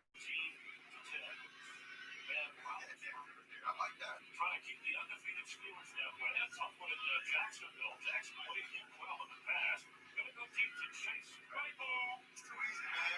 Yeah. His 10th touchdown. That's receiving and running. First in the NFL. He's tied for second. 10 touchdowns in 10 games. And the Steelers lead by the score of 17-3. Number 1 pick, Joe Burrow. Against number 2 pick, Chase Young. Bengals and Washington 4th and goal. Burrow. Charles Leclerc. I love the big kids making play. Get the ball out. Scoop is the way you score. Scoop it. Burrow is okay. He has shown he is tough. To A.J. Green, his first touchdown since 2018. A.J. Green's actually no Joe Mixon in this game, but the Bengals lead it by the score of 9-3. Let's go back to this low-scoring Eagles-Browns game and what you're seeing out of Baker Mayfield, Charles. Well, Baker Mayfield is the number 1 pick overall, so we expect him to get us out of tough situations, make big plays for us. You know what, Chris? We expect him to make the easy plays. You watch him here on this fake toss. He gets out the pocket, but he leaves the ball short to Harrison Bryant. That is a surefire 6 points. Touchdown comes off the board. And here, Austin Hooper. Is that 5 yards or not, Rick? I think it is. That's why you gotta hit those plays, Baker Mayfield, for your team to have a chance to win. You take 12 points off the board with a potential 14 if they make the field goal. We can't have that. We have to make those plays. Why not? I go back to the warm-ups when Baker Mayfield was doing bottle flips before the game. You know, I wonder what you're doing in the huddle, too. focused on the game, man. But on the flip side, man, Carson Wentz has been getting hit and hit and hit, and they're lucky they don't have Myles Garrett this game. But the Browns have been trying to figure out a way to get pressure on them. And here you're going to see Denzel Ward just activate, hit him in the back. Sione Takitaki takes it back for the touchdown. But I think it might be time for the Philadelphia Eagles to start thinking about being a run-first offense because Carson Wentz is taking a beating. I see why he is hurt every year. He might be a sin ghost. But we've seen plays where he had people open and he held on to the football, which we talked about in previous. Yeah, been sacked twice. Came in as the most sacked quarterback. And for Baker Mayfield, last 2.5 games without a touchdown pass. How confident are you quickly are the Browns maybe end that drought towards making the playoffs? 6-3 at the moment. Well, they're still in there. I mean, they're winning this ball game. I think they have the recipe. Their recipe is through Hunt and Nick Chubb. They are going to have to throw the ball a little bit at some point, but if they continue to win ball games, the winner's the winner. We want to remind you and wish you an early happy Thanksgiving. It's a tradition. And tune in. Washington and Dallas. The old rivalry continues 4 Eastern, 1 Pacific on Thanksgiving Day when you're gathered around the TV. And then later today, Joe Humphrey and Blair Andrews have the Packers and the Colts. That's America's game of the week as Aaron Rodgers is settling in to go up against the Indianapolis defense. And our Verizon player of the first half, you guys just talked about the struggling Carson Wentz. He's turned it over more than any quarterback. And he takes it there for the touchdown.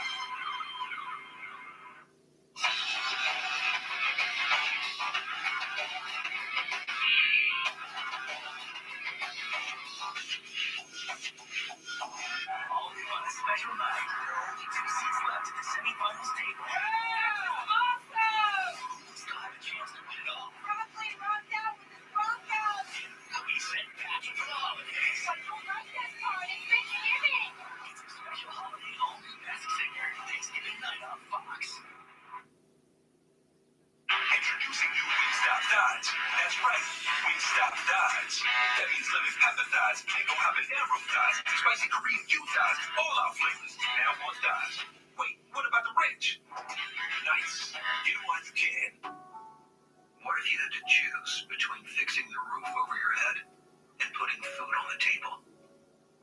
What if that leak led to mold growing in your home?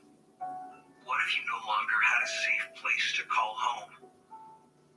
Help Rebuilding Together make repairs for our neighbors who have lost jobs and have to make those difficult choices. Text REBUILD to 484848. I know this all looks very Hollywood. Guess what? This is a Nissan sales event ad. Sales event ads are usually boring. Is this boring? Nice. The Sentra has more standard safety features than the 3 Series behind me. Huh? We're going Rogue now. Lease Rogue, just $249 per month. No one covers UNLV football like Fox 5. What a year it's been, Las Vegas, but we're here. See the highlights. It's the great one-handed grab for the touchdown. Go inside the plays. Athleticism, speed, toughness, and hear from the coach. Really blend together to give you a chance to have a recipe for success. Set long, future of UNLV football. Watch the Red Zone Sports Show tonight at 10:30. Sponsored by Pueblo Medical Imaging. Taking care of all your radiology needs. Introducing new Wingstop Thighs. That's right, Wingstop Thighs. That means lemon pepper thighs, mango habanero thighs, spicy Korean thighs, all our flavors. Now more thighs. Wait, what about the rich? Nice. Get them while you can. You are watching Fox 5, the official broadcast home of the Raiders. Coming up later, it's America's Game of the Week. The top team in the NFC, the Packers, roll into Indianapolis to take on the AFC South leading Colts. Others will get the Cowboys as they try and slow down the coach on the streaking Vikings. It's all at 4 Eastern, 1 Pacific on Fox. The football tradition on Fox continues. On Thanksgiving. Alex Smith in Washington take on Zeke and the Cowboys. We'll celebrate this special day with a game we all love. Thanksgiving Day on Fox. Fox News, the voices America trusts, standing up for the All right, folks. Sorry about the delay. Sorry. My bad. Welcome All right. So it is halftime. We should be about done with halftime at this point. But I do appreciate everybody for joining up. So some of the good things that we saw in the first half, we actually were running the football a lot more than passing the football. And the running game has been very effective today. However, towards the end of the half there, kind of got away from the run in typical Doug fashion. But, hopefully we can stick along with it in the second half. And while I was away, I quickly went on to a couple fan pages of the Eagles. And, man, I got to say, people are very critical of Carson Wentz. They're like, you all hope that Carson gets benched in the second half? I'm like, no, not in the least. He hasn't played a bad game. I mean, other than the pick six. That was about it. He made a bad read. He had Jalen Reagor wide open before he took the hit. And, he just made a bad choice, But other than that, no. We've been running the football really well.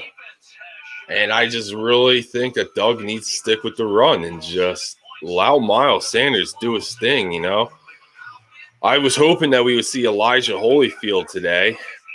I know we just brought Jordan Howard back in and everything, but he's on the practice squad. I don't think they activate him from the practice squad. I was thinking that, next week Jordan Howard will play. That's for sure, but I was thinking that at least for this week because Corey Clement's out. I think he tested positive for the COVID-1984. What else happened?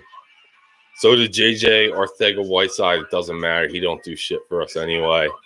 There was quite a few people this week that tested positive for COVID. So, yeah, I thought Elijah Holyfield would have gotten his chance this week, but apparently I don't think Doug likes him. And I don't know why. Heard he had a strong training camp. Thought for sure he was actually going to make the active roster to start the season, and then surprisingly, he didn't make the active roster. He just made the practice squad, and I'm surprised to see that he's still there. But I'm okay with the Jordan Howard signing. If I'm going to be real with you, I do like Jordan Howard. I thought he ran really well with the Eagles last year. It's just I think Miles Sanders broke out last year that Doug just wanted to give Miles the ball a lot more, which I understand and all, but I felt that we could have had a really nice 1-2 punch last year with Jordan Howard and Miles Sanders. And you could have been a lot more effective with the play calling last year. Had both running backs been in the game, but I don't know. We'll see. Like I said, we'll see what happens next week. Next week's game is a Monday night game against Seattle. That's a scary game. So it's a Monday night, and like I said, if I am in lockdown again, I'll stream it. But if not, I'll most likely be at work, and I probably won't be able to stream that game. But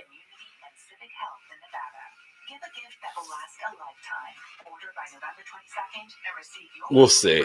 There's no promises, no guarantees, and we'll see what happens. Like I said, the announcement will be made either Monday or Tuesday, and worst comes to worst is you guys are just going to get a lot more of me. I don't think that's the worst thing in the world, but I don't know. I don't know how you guys are feeling. Hopefully you guys are enjoying the live stream. I'm enjoying the live stream. Win, lose, tie, it don't matter. I'm an Eagles fan for life. You'll hear me complain about Doug. Well, that's pretty much about it. We have 78 pass yards to 96 yards on the ground. See, this is what I'm saying. So don't get away from the run. Doug Peterson, every game this year in the second half, has gotten away from the run. He's not utilizing Miles Sanders. So hopefully he uses his best offensive weapon. And, yeah, we'll see. Look at that. Kelsey's got a brace on that left elbow. Like I said, tape it up. Put a brace on it. Call it a day.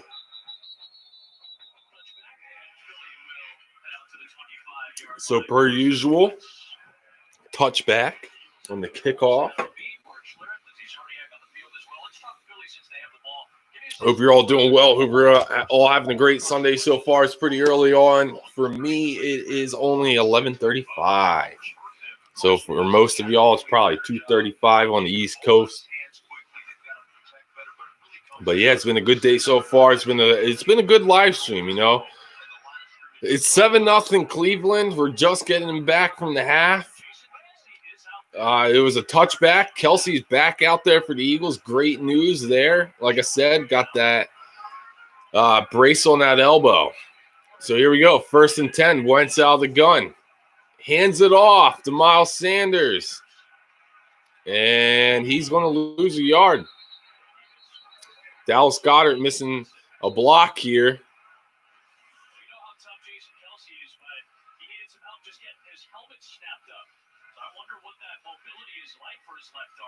Oh, damn. He needed help getting his helmet strapped. Shit. I don't think that elbow is good, man. I give him credit for trying, though, man. The guy's got some heart. So 2nd and 11. Carson in the empty set. Carson, he looks. He's going to run right up the middle. Carson just running over linebacker. Look at Carson, man. He's fighting. Damn, look at you go, Carson. So it's still going to be 3rd down. But, man, he just fucking ran over that linebacker. Just lowers the shoulder, gains, 7 yards? Go Wentz. So 3rd downs, at least we converted one so far today. We're 1 for 4. It's better than last week, but not much. All right, so here we go. 3rd and 4. Wentz out of the gun. Wentz, he looks, and he's going to be sacked. Jeez Louise, dude. Come on. Dude, Jason Peters sucks ass. Why is Jason Peters playing this game? I know it wasn't Peters that ultimately gave up the sack, but look at this. Look at this. Adrian Claiborne just pushes Jason Peters way back in Carson Wentz's face. Like, again, why is Jason Peters playing? We moved the football a lot better. We were winning games when Jason Peters was not in our lineup.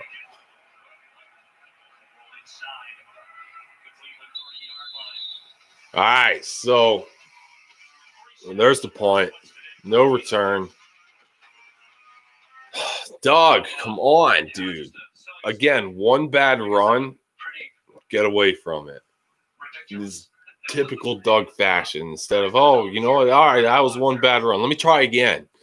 You know, because, you know, now they're expecting me to throw the football because we just lost a yard. So instead of going back to the run, he throws the football. Well, it was, I guess, a design quarterback keep.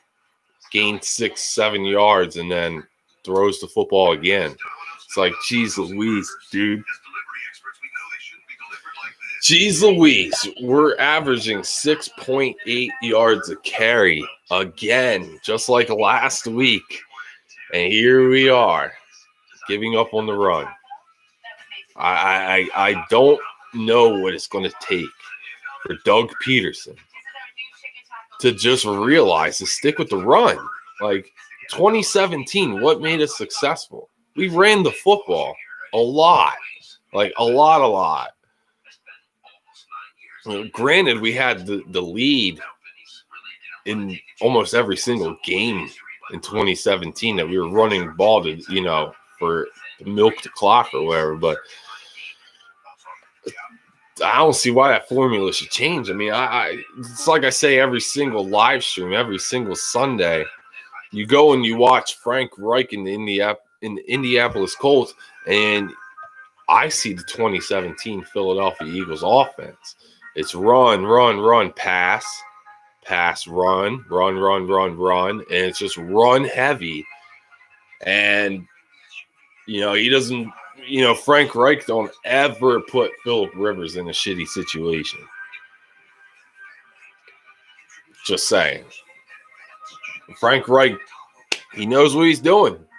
He knows what he's doing. And That doesn't count as a mask. I'm convinced at this point that Doug don't. Not by himself, Now,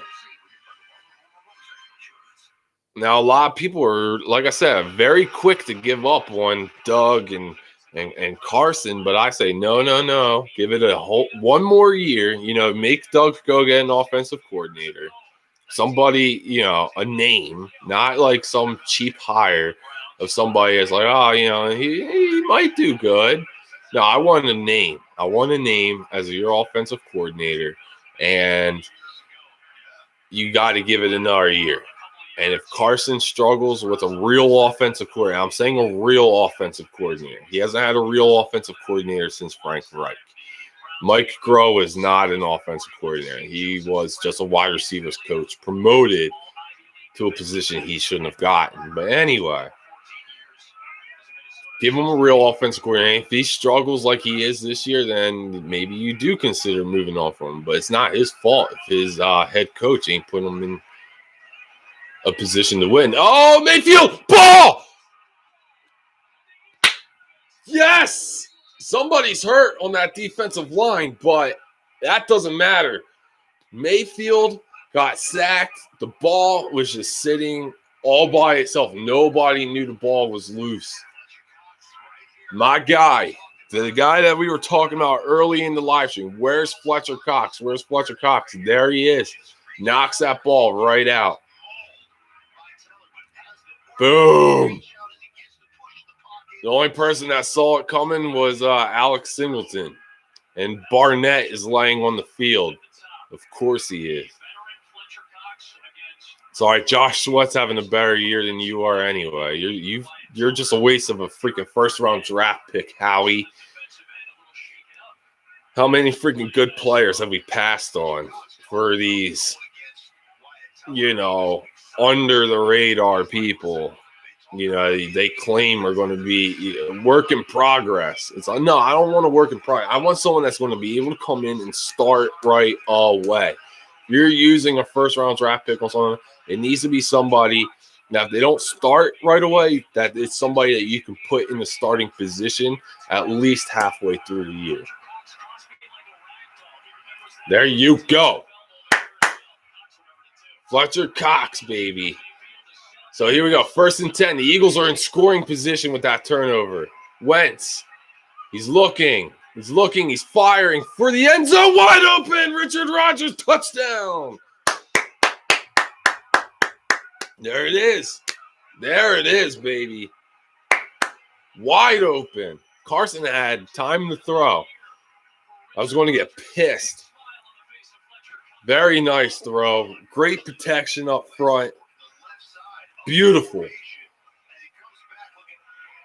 Nice. Carson's looking through all his reads. Beautiful. Nice. I think his initial read was Fulgham, but Fulgham slipped and fell. But it's all right. And Fulgham wasn't open anyway. So smart to hold it. He pumped it wide open. And here we are, ladies and gentlemen, 7-7. There it is, the turnover that we've been looking for. Whew. 7-7, baby. It's a whole new ball game at this point. It's what we needed last week against New York in big-time situation. Needed a big play.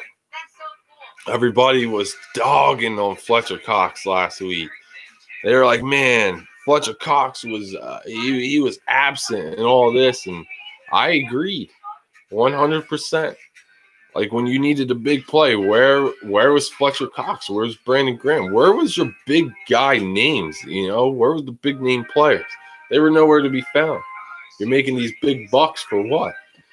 And here we go, Fletcher Cox right here. This is what we're talking about. Get that ball, and that's what he did. Gave us opportunity. We took full advantage. Very first play, touchdown. Richard Rodgers. I'm telling you, dude, Richard Rodgers is underrated as a tight end. You know, people, I sit there and I was saying before Zach Ertz hit IR about how we should have been trading Zach Ertz. People were like, hell no, dude, what's wrong with you, dude? Zach Ertz is your best player on offense. Da, da, da. It's like, no, Zach Ertz is great, and I love Zach Ertz. Don't get me wrong. Like, I do. I love Ertz. He's a great player. But I at some point, you have to be able to cut ties with people. And when people are calling up and trying to trade for them, sometimes you got to look to your future. And your future right now, your future right now is Dallas Goedert. Okay? I wholeheartedly believe that Dallas Goedert is going to be a beast tight end in the NFL. That I'm okay with the Eagles moving on from Zach Ertz. And if they want to put Richard Rodgers in as a backup, fine. But you know who else is good? Joshua Perkins. And don't forget, Perkins is on IR this year. He's out for the year. But I think Perkins is a really good backup. And I think that the three of them could get the job done. Honestly, I do. I really do. I think the Eagles are on the up. Their record shows what they are, and they are in a rebuilding phase. They are trying to get younger. Yeah, do they still have some old guys holding them back? Absolutely, 100%, i.e. Jason Peters. Oh, here's the return, and he gets it all the way to the 25. It looked like it was going to be a bigger return. I was like, oh, shit. Normally, I don't call the returns because it's normally a touchback. There's nothing to discuss. But this time it was like, oh, shit. So, yeah, man. So here we are, 7-7, 11:47 in the third quarter here. You know, the Eagles got the ball after half. They, quick 3-and-out. Browns get the ball. Fletcher Cox with a strip sack. And then the very first play, Carson Wentz to Richard Rodgers for a touchdown, baby. So 11:47, Cleveland with the ball. Baker Mayfield under center. Ball to 25. Mayfield fakes the handoff. Everybody bit on that one. Going deep. He's got a man down the sideline wide open. Does not surprise me. Everybody on the defense bit on the play action. They all bit. It reminded me of Madden right there. When you get your running game going and everybody bites and you hit a double move. Of course, Jalen Mills. Give him up, Mills. It's Jalen Mills, man. You know, that's my knock on Mills. People are like, man, he's a really good corner. I'm like, yes and no. So let's see. Here we go. Cleveland right down in scoring range again. Nick Chubb with the handoff, making people miss, breaking tackles, jumping over people. Jeez Louise. So good run. Gain of 6 or 7 on that play for Chubb. It's going to set up a 2nd and short, 2nd and 4 to be exact. Baker Mayfield is 8 of 16 for 164 yards. The big plays have been there today. Between Avonte Maddox and freaking Jalen Mills, they've both been getting burned today. It's annoying. So 2nd and 4, Mayfield under center. Hands it off, Nick Chubb to the right side. Brandon Graham, first one there. Tackle was broken, but then Malik Jackson cleans it up, man. Yo, what's up, Diego? Diego Gonzalez. New name in the chat, man. Welcome. So, what are you watching the game on? It's on Fox. Just depends on your cable provider. You know, it may not be on in your location. It just really depends. I'm actually surprised it was on national television for myself. The Eagles are never on national television for me. I always have to watch it on the Sunday ticket. All right, so here we go. 3rd and 5. Here comes the pressure. It's Fletcher Cox. Mayfield's going to run, and he goes nowhere. Fletcher Cox, baby. There it was. That's what I'm talking about. There it is. Yeah, buddy. Diego says, okay. Yeah, man. You guys are more than welcome to hang out. If the game is not on your cable provider, you guys are more than welcome to hang out. Eagles fans, Browns fans, it don't matter who you're a fan of. You can hang out with us all day, any day. It don't matter. Just if you are new, just do me a favor. Subscribe to the channel. We are still fairly new at the live streaming for both the live reactions and for gaming. So welcome to anybody that is new. Cleveland kicks the field goal. It is up and good. So Cleveland retakes the lead 10-7. That's the first points that the Cleveland offense put up today. So technically the Cleveland offense has only scored 3 points. Their 7 came off Carson Wentz. Carson took a shot earlier. I want to say he was trying to swing it out to Miles Sanders, if not trying to throw it away, but he took a shot and the ball just floated in the air. It happens.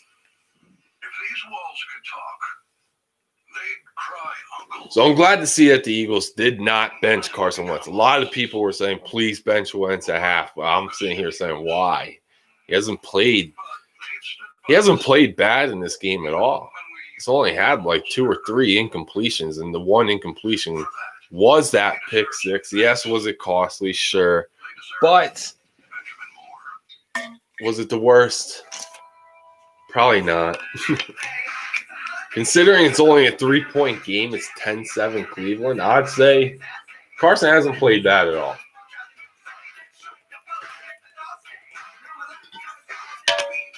His passes aren't sailing today like they did last week. You know, he's actually hitting his targets. He's thrown some really nice footballs today, especially a nice touch pass to Richard Rodgers for the touchdown. It was a beautiful ball. You know, had the confidence to stay in the pocket, and, you know, he hung in there and he got the touchdown. That's all that counts. The Eagles are about to get the football back. Cleveland just scored a field goal. They hit a big play, a big double move on Jalen Mills. Give them up, Mills, baby.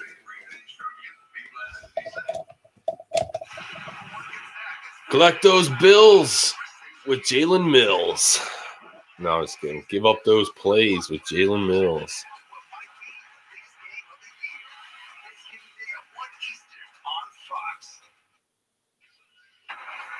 All right. So good to see Jason Kelce back in. I was just looking for any kind of updates, you know, see if anything new, but nothing. All right, guys, so here we are. We're still in the third quarter. It's 10-7. Cleveland over Philly. The Browns offense just scored their first points of the entire game. 3 points. You know, they had that really nice 95-yard drive that stalled at the goal line, Cleveland. The Eagles' defense has been playing a really good game so far. You know, they have been very stingy in the run, as they have been all year. And they haven't, other than the couple big plays over here and there that they give up. I got to say, the Eagles' defense has been playing pretty solid. Like I said, Carson Wentz, man, 7-9, 90 yards. And a touchdown and 1 interception. Carson's having a decent game. So here we go. 1st and 10. Wentz out of the gun. Carson, he looks. He fires. Back shoulder for Fulgham. Incomplete. At first, I thought he got him. It looked like a catch, but it wasn't. Damn, Denzel Ward, good coverage. I think he broke it up. Let's see this. Yeah, Fulgham had it, I think. Yeah, good play. Good play by Ward. All right, so it's going to be 2nd and 10. Of course, the Eagles getting away from the running game. Does not surprise me now that we scored a touchdown. 8:55 left in the third. Carson out of the gun. He hands it off. Miles Sanders. Miles only gains a yard. That was too predictable. You miss on first down, you come back on second down. It's too predictable. So it's going to be 3rd and long. 3rd and 9. Miles Sanders, 13 rushes for 63 yards. It's not a bad day. Start off. 3rd and 9. Again, Cleveland 10-7. The Eagles tied it up at 7-7. Then defense gave up big play. Started off, man. That's it. Like I said, can we have a complete game? So here we go. 3rd and 9. Here comes the blitz. They pick it up. Wentz. He looks. He fires. That's interference. Throw the fucking flag, dude. That was interference. He was all over Alshon. Dude, he was all over Alshon Jeffrey. That should have been pass interference. A hold at the very least. Fuck you, dude. Fuck you. You're helping them. That's bullshit. That is bullshit. Well, earlier, Avonte Maddox got called for a freaking pass interference for a close-ass play. Look at this right here. Oh, my God. It should have been offsetting penalties, and it should have been replay 3rd down, but of course not. The fucking referees suck ass, dude. Nice hit by Will Parks on the punt return, man. But god damn it, dude, these referees piss me off. Every week. Had that been us, that would have been a penalty. I guarantee it. The officials are terrible. Should have been off. It should have been offsetting penalties, guys. My personal opinion, should have been offsetting penalties, but of course.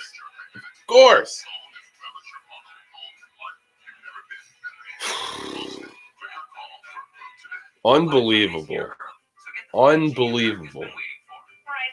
Again, getting away from the run. One run. And it goes nowhere. And Doug just throws in the towel. Oh, well, and then this will be what he says. Well, they started doing a really good job in the rush defense. I was trying to get, Carson going in the passing game. And, it's just the timing of everything was a little thrown off because the weather conditions weren't great today. And, I'm tired of excuses. I just want to win football games. That's it. Just want to see a team come out and look prepared for a game. That's it. That's all I want. I don't think I'm asking for too much, but I think Doug thinks that we're asking for too much. I know he came in hot on his radio appearance on the Angelo Cataldi show. Oh my God, dude. He came in hot last week. And it's like, well, fix your shit, dog. The reporters are tired of asking the same question every single week. So can we get a little bit more creative with the play calling, please? Or can we actually run the football?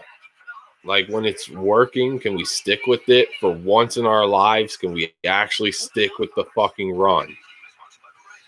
But no, we run it once and it goes for like a yard and then it's all right. They're starting to pick up on our run game. So let's just pass. Even though your offensive line is giving you no hope on being able to run football. So, I don't know. It's annoying, dudes and dudettes. All right, so here we go. Cleveland with really good field position, dude. They're at the 42-yard line. Josh Sweat, what are you doing? Oh, my God. Josh Sweat. Dude, he was in there for the sack. He had Baker Mayfield dead to rights. Dead to rights. Look at this. Dead to rights. Dead to rights. And freaking Nick Chubb, dude, doesn't even look like he's running the football. He's staring him down. A 9-yard pass. Pissed, dude. That was stupid. Mayfield's going to go deep. And there's nobody there. Jeez Louise, man. I'm so annoyed with that. Josh Sweat had him dead to rights. He could have freaking walloped his ass. And that ball probably would have came loose. I'm just in shock over here, folks. Still, honestly, I am. I'm just mind blown.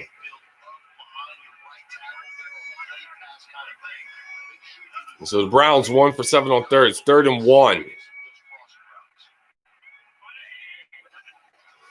So here we go. 3rd and 1. They hand it off. Jarvis Landry pitches it out to Nick Chubb. So they had the first down and then he pitched it out. That wasn't necessary, but I mean, they gained an extra couple yards out of it. So,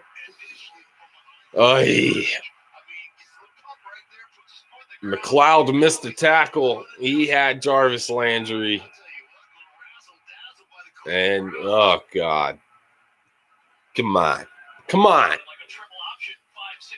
So it's a first down, Cleveland. They're in the Eagles territory.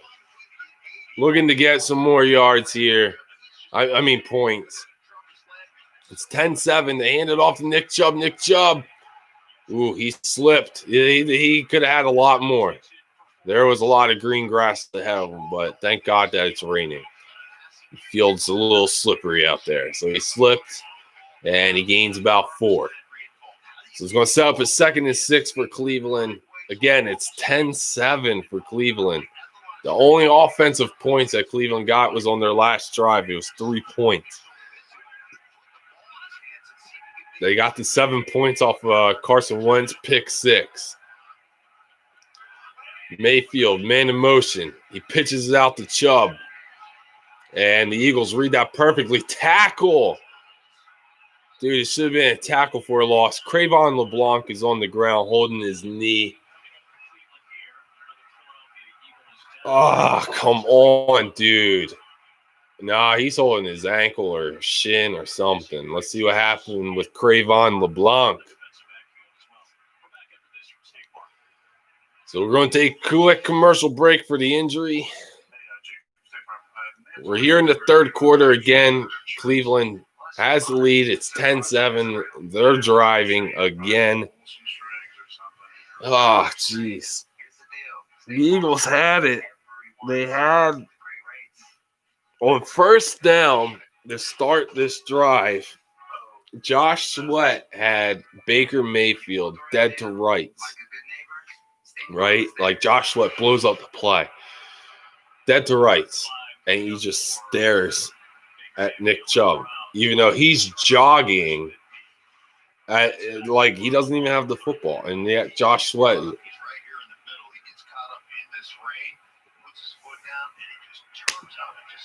Guys, you can't make this shit up. I swear. You can't. So it's 3rd and 5, but I think LeBlanc is still on the field. Yeah, he's still on the field. They're going to call out the cart. They're going to cart him off and probably Crayvon LeBlanc. When you see a player get carted off 9 times out of 10, they're done for the year. So I expect LeBlanc to hit the IR. That Jaquette guy, he's probably going to get more playing time, which is fine because, his one game that he played against Dallas, kid played really well. He's actually one of the top-rated corners that week. You know, so I don't know. Maybe we could find another hidden gem. I feel like the Eagles rely way too much on trying to find hidden gems off their practice squad. So it's like, come on, man.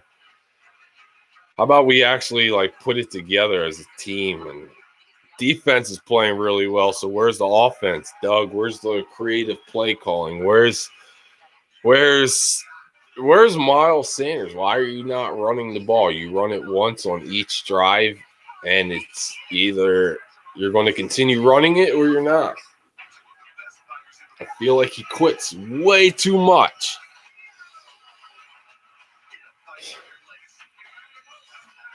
Or he'll run like play action a lot. He runs play action way too much. Way too much.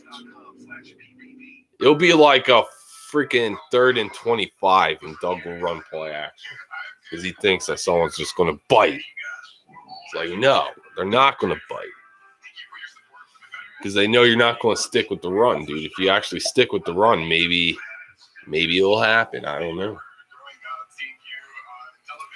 But it's still like a manageable ball game. We're still in the 3rd quarter. It's only a 10-7 game. You know, you can only hope that Doug freaking runs the football in the next drive. Oh, Sheeta. No, don't fall. I'm just trying to move the thing. It's like legs falling asleep. Oh, he didn't get carted off.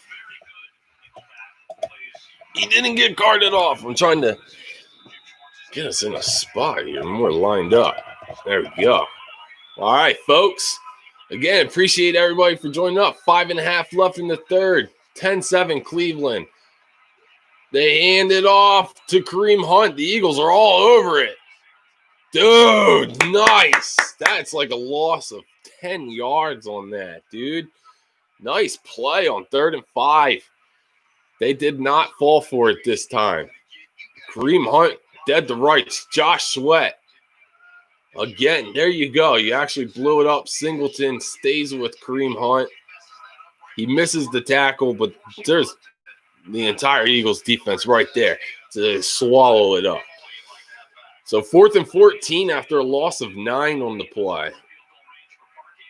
So here we go. The Eagles knock them out field goal range. Greg Ward's going to let this one bounce all the way to the 2-yard line. Again, he did that shit last week too, dude. Call for the fair catch, man.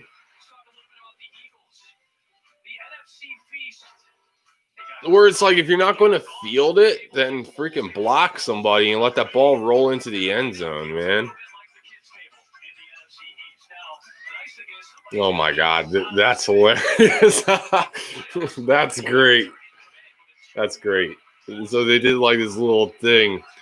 They're like, oh, here's the whole NFC at like the Thanksgiving adults table. And then you got the NFC East at the kids table. This is perfect analogy right there. I love it. All right, so here we go. The Eagles are starting at their own 2-yard line. It's 1st and 10. Miles Sanders in the backfield. Wentz under center. Wentz is going to hand it off. Miles Sanders. And he's going nowhere. Absolutely nowhere on that one. Annoying. This is what happens, though, you know, when you're backed up. I feel like Greg Ward should have fielded that punt. If not field it, block people. You know, you're allowed to block people to prevent them from fielding that ball. Got to put it together, man. Somehow, some way, they got to figure out a way to put the shit together. So here we go. 2nd and 10. Wentz hands it off. Miles Sanders up the middle. Maybe a yard. It's going to set up a 3rd and long here. I expect the Eagles to run it.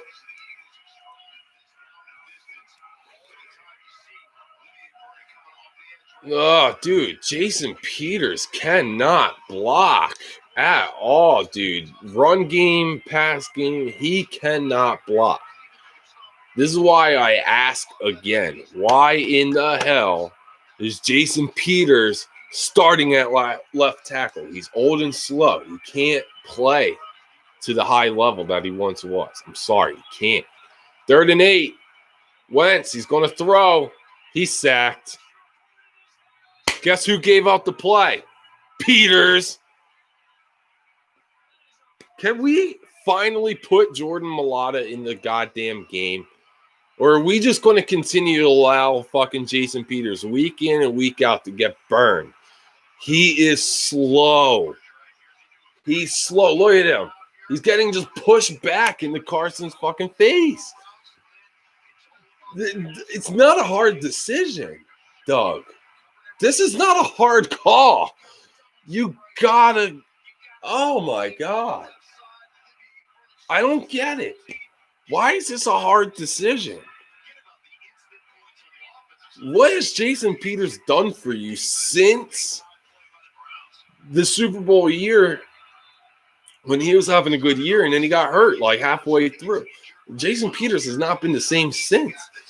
I'm sorry. He's old. He's slow. He does not have anything left in the tank. If he does, he can play guard. This is bullshit. I'm telling you, Howie Roseman has a lot more say over the roster than what Doug Peterson will ever mention. No.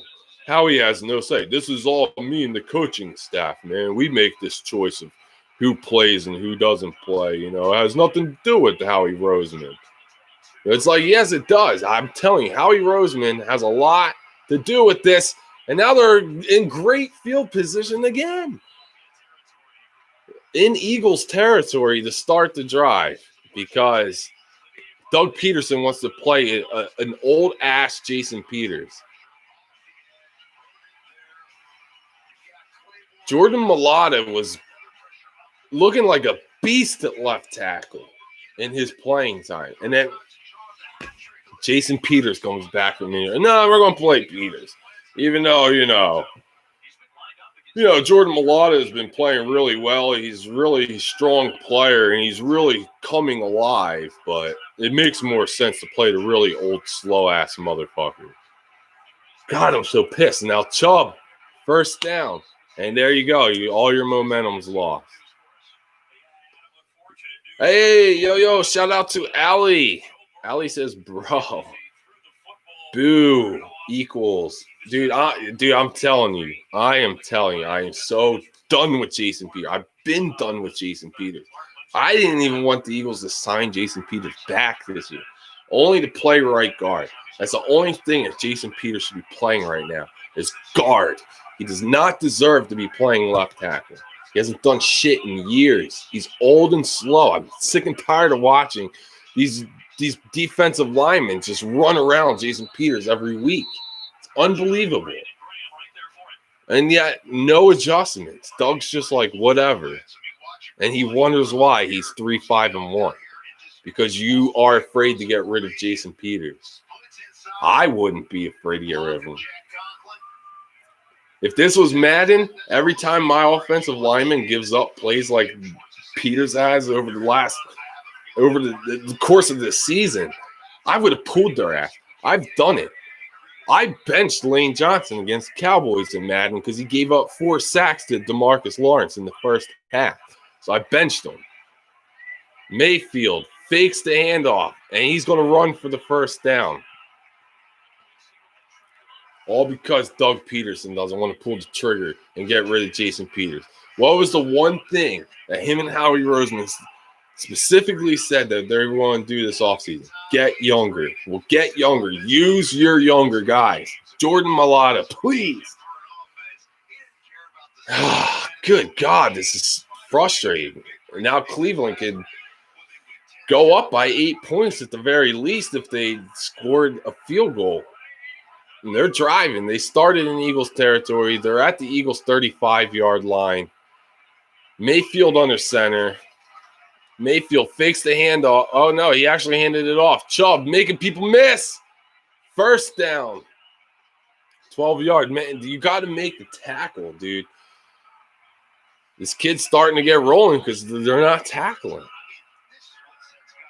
They started off so good. The tackling was so good in the beginning of this game. And now all of a sudden, dude, they are it looks like the defense starting to quit because of the offense, dudes. And it's frustrating. It's frustrating. Defense is playing lights out all day. Offense was doing really good running the football, and we're getting away from it. Typical Doug fashion. Yo, shout out to Xavier. Says, what's up, Cares?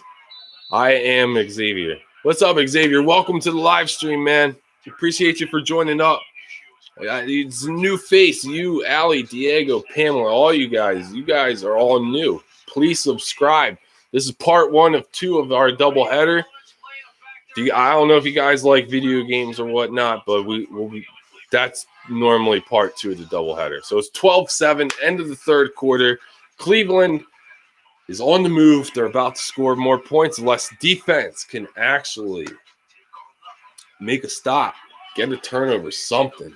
Something's got to give. Because right now, I don't know, man. Doug Peterson just keeps playing the old man, Jason Peters, and he's getting burned left and right. The guys are going to quickly run to the bathroom, the coffee and water. It's hitting all at once. I got to go use the bathroom real fast. I'll be right back, guys. Don't go nowhere. We'll be right back. 12-7 Cleveland.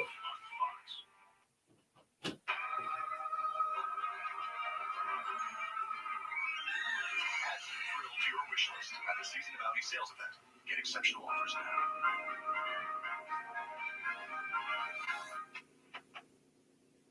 Still hard to find a spot, just easier to park. Still the big move, just more moving. Still safe, just more in tune. Still the gang's all here, just less are we there yet. The Chevy family of SUVs, making life's journey just better. Now, during the Chevy Cyber Sales event, use $500 Cyber Cash on most SUVs when you unlock your code. That's $279 a month on this Traverse for current qualified GM lessees. It's Mattress Firm's Black Friday sale. Hurry in and save up to $500 on top-rated brands like Sealy when you get a king bed for the price of a queen or a queen for a twin. Plus, get a free adjustable base when you spend $699 on Sealy. Or save 50% on select mattresses from Sealy. And get a queen mattress for just $249.99. Don't wait. Shop in store, online, or by phone with a sleep expert for these amazing deals. Only at Mattress Firm. Add some thrill to your wish list at the Season of Audi sales event. Get exceptional offers now. All right. We're back. Again. Sorry for having to use the bathroom there, guys, but just how it's been today, man. You know, so it happens when you chug water and you chug coffee, you know, it goes right through you. So, good Lord, man, the Eagles, they're down 12-7. Cleveland's on the move. Mayfield's back. He looks. He fires. That's a backwards throw. That's backwards. Tackle him. That is backwards, yo. This is what I'm talking about. This is dude. This is like your basic shit. That's like, dude. There should have been Eagles players all over that football. They should have been. Where was the corners? Where was the safety? Like, dude. Hargrave came in untouched, though, man. That's what made Baker Mayfield throw that ball backwards. That was wild. That was almost a disaster for Cleveland right there. So it's going to set up a 3rd and 15. So now it's like, if you're Cleveland, do you try to throw the ball again? Because right now you're in field goal range. But you could be taken out of field goal range with a sack, so we'll see.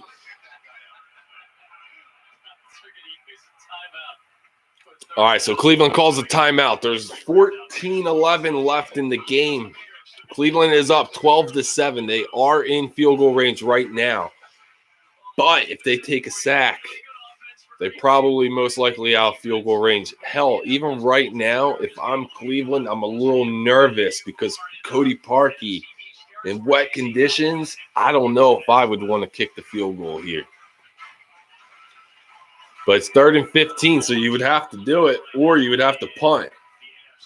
Play the field position game, because you already know that Doug's just going to throw the football like crazy anyway.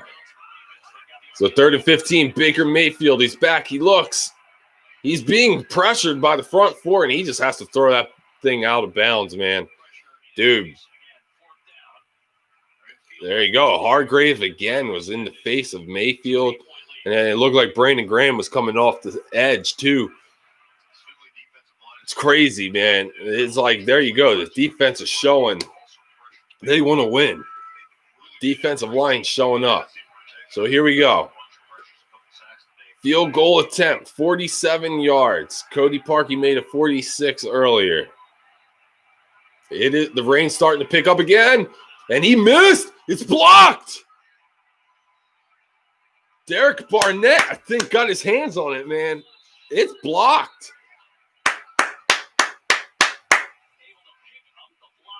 Nice. I'll say, dude, Barnett got a nice rush off of that, dude. They had nice rush off of it the first time. On the first field goal attempt, I thought they almost blocked it then. This one, dudes, nice. Nicely done by Derek Barnett. Nice block. There you go, guy. And if you can't do anything on the defensive line, at least you could do something in special teams, bro. Way to show up. Give up nothing.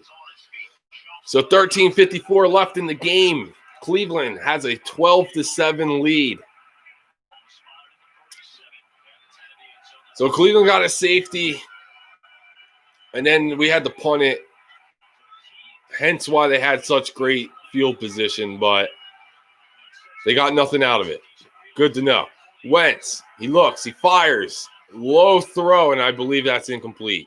He was looking for a Fulgham, trying to keep it where only his guy could get it, but come on, Wentz. That was low. I'm telling you, Wentz is just rushing throws because he hasn't had consistency on that offensive line. And we've had how many different starting lineups on the offensive line? Like 10 different offensive lineman combinations this year. How do you build any kind of chemistry that way? You don't. Carson, 2nd and 10, fakes the handoff. People actually bid on that. He completes it. Travis Fulgham. Gain of 8. It's going to be 3rd and 2. I'm actually surprised that people bid on that. Everybody on that defensive line bit on that play. It was a really good play action from Carson. Carson sold that one. Again, we're away from the running game. Here we are, 4th quarter, when you should be leaning on Miles Sanders. You're only down by 5. You know. Eagles on 3rd and 2. We're going to fire down the field. It's caught. Richard Rodgers. Oh, my God. I thought Wentz was going to get picked off. That one looked underthrown. It looked like the defender fell, and Richard Rodgers went up and got that one. Again, I'm questioning, why did we throw? Like, that was not one that you would normally throw because the coverage was tight. But good catch, Richard Rodgers. Good job. 12:20 left in the 4th quarter. 12-7 Cleveland over the Philadelphia Eagles. Miles Sanders with the handoff. Oh, you're not getting the ball the rest of the game. You just only got back to the line of scrimmage, so you ain't getting the ball again. Sorry, Miles. That's just Doug Peterson logic. And now Cleveland knows that we're going to throw the football. Nice play by Denzel Ward. Damn, there was nothing there. Shit. I already know, Doug. I already know the play call. It's going to be a pass. It's going to be a play action. Here we go. 2nd and 9. Wentz. He's going to throw. And just a little sidearm just to get rid of it into the direction of Miles Sanders. It's smart. Get rid of it. Live to see another play, but it's 3rd and long.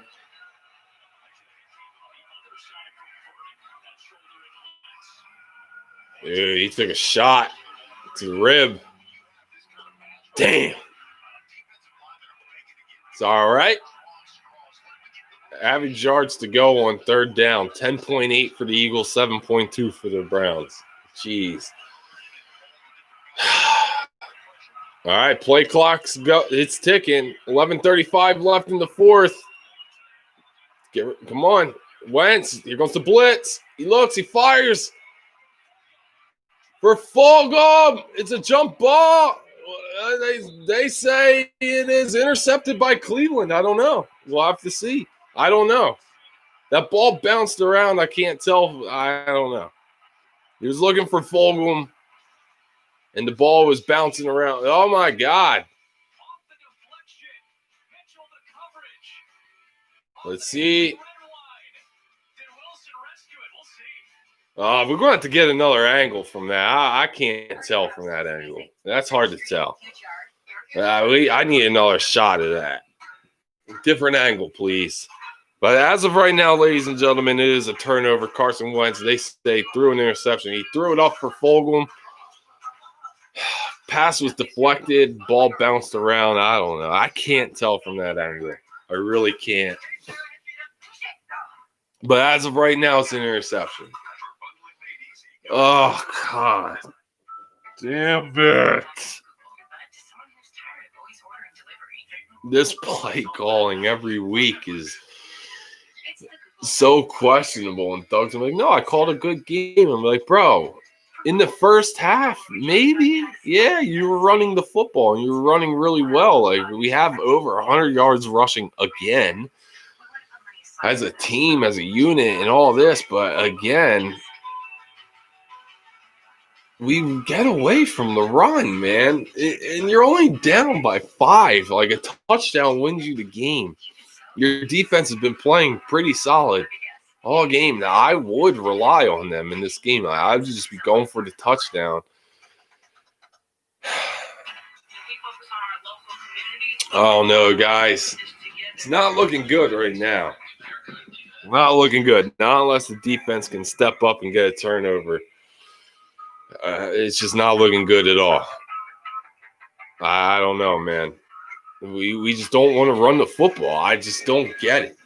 Like, you run it once, and then it's like, oh, okay, you gain a yard, and Doug's like, nope, not good enough. Let me do something predictable, and let me throw the football in the next play. Even though the defense is expecting that. You know what would surprise the defense? 3 straight runs. That would surprise me. Even in a 3rd and long, run it. See what happens, because they're expecting you to throw it. But, you know, what do I know? I'm just frustrated. I'm annoyed because, like, every freaking week we say this. We're running well. We're running well. We're running well. And then we get away from the run. And it's like, well, Did he have possession? Did he complete the process of the interception, Mac Wilson? Boy, to me, I'll tell you, Adam, it's so hard to tell. He gets let's see. That ball is up. Ball is up. Ball is up. Oh, I think that's an incomplete pass. Seeing it from that zoom in, that looks incomplete. It looks like it went through his hands. This one,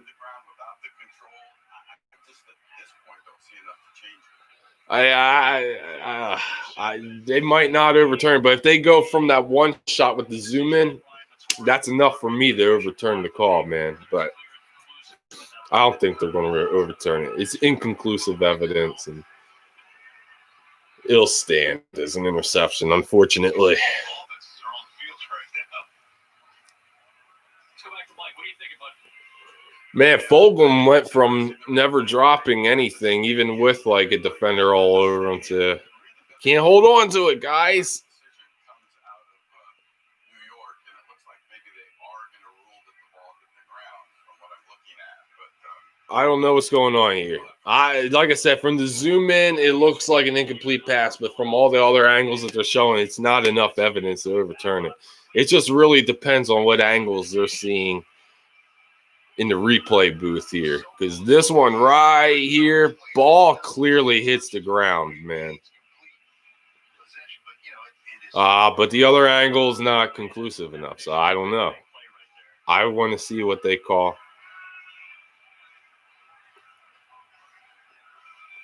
But again, I want to see more running. Like, there's still enough time to run the football. I just don't get it. Like, why does Doug do this every freaking week? All right, so here comes the ruling.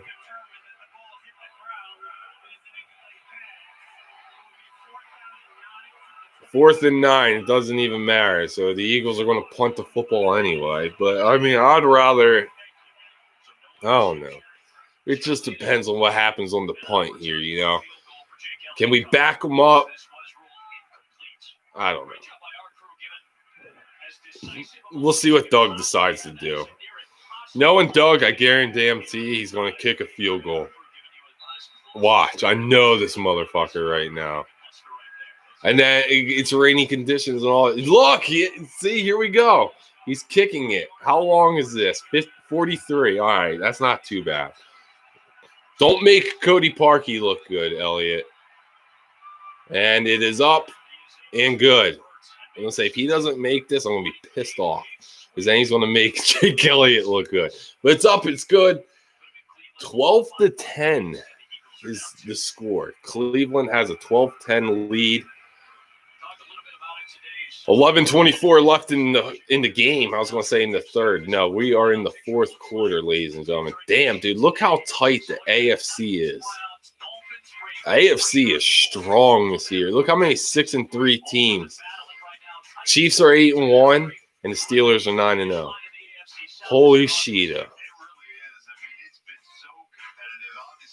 1, 2, 3, 4, 5, 6, 7. 7 teams with 3 losses. That's insane, man. The AFC is pretty packed with some really good teams. While the NFC, they got some good ones, but the NFC is looking a little weak this year, if you ask me. I'm not going to lie. Green Bay, their defense ain't no lie. They're not special, honestly. Aaron Rodgers is what keeps them going.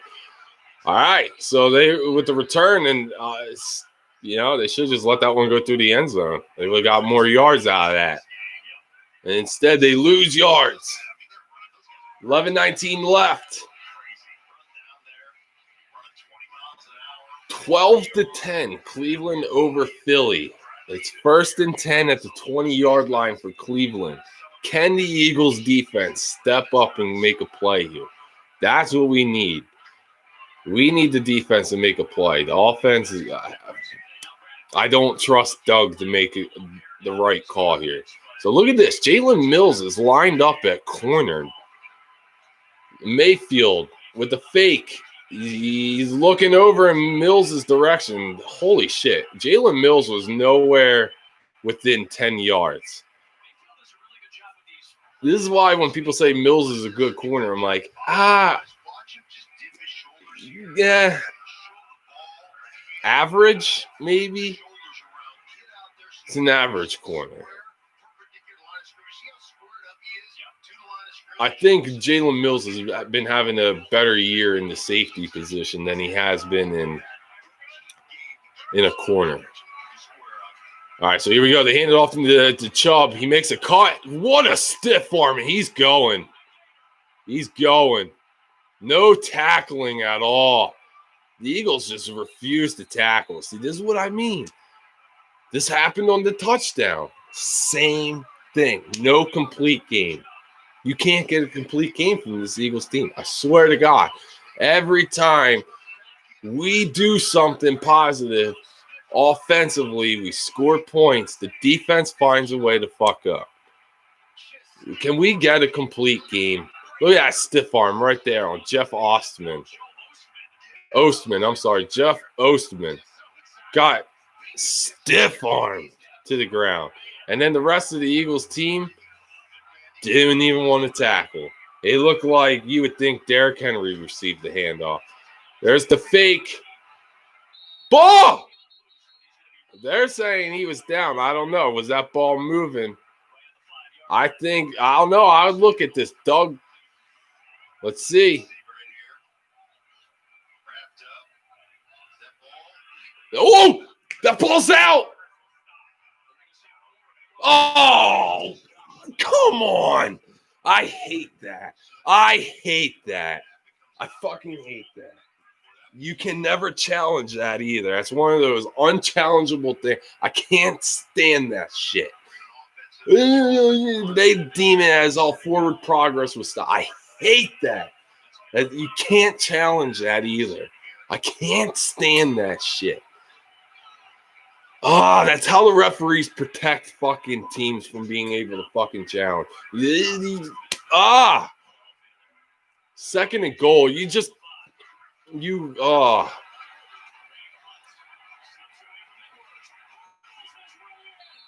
Bullshit. That was bullshit. The referees gave you that. That was bullshit. That shouldn't have even been a thing. That shouldn't have even counted. I'm sorry, but it shouldn't have. Baker Mayfield clearly fumbled the football, and the referees helped Cleveland because they knew Doug was going to challenge. And they deemed it as forward progress was stopped. That is unchallengeable. Cleveland, you were handed that touchdown. Bullshit. Bullshit call. Another week, another way for the referees to screw the Eagles over. Bullshit fucking call. Bullshit. I call bullshit. I'm sorry. I do. That's such a bullshit play. It really is. That was bullshit. Cleveland just got away with it, dude. Baker Mayfield fumbles the football. Eagles recover, and the referees give Cleveland the ball by saying that forward progress was stopped. Bullshit. The Eagles just got fucked over. I'm sorry, but they did. That was the most bullshit call I've just seen in the entire NFL season. Bullshit. These referees just helped Cleveland win this game. And that's why Cleveland's having a winning season this year. The referees have been helping them out. Bullshit. I call bullshit. I'm sorry. We got screwed. We weren't even able to challenge that because the referees screwed that. They knew Doug Peterson was going to challenge. They knew it. Absolutely knew it. And referees will do that. When they don't want a team to challenge because they know that they got the call wrong, they will deem the play forward progress has been stopped. And every time referees do that, as a head coach, you cannot challenge forward progress. And I find that bullshit. That's bullshit. You should be able to. Use your audio, man. You can tell when a play's been blown dead by listening for a whistle. Watch it. I'm telling you, dude, that was bullshit. Cleveland just got help. That was a clear fumble, clear recovery.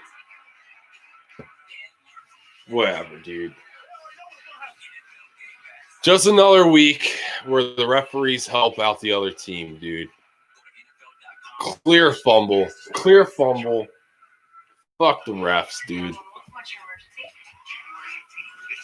Anybody who watches AEW, we have a new meaning to FTR.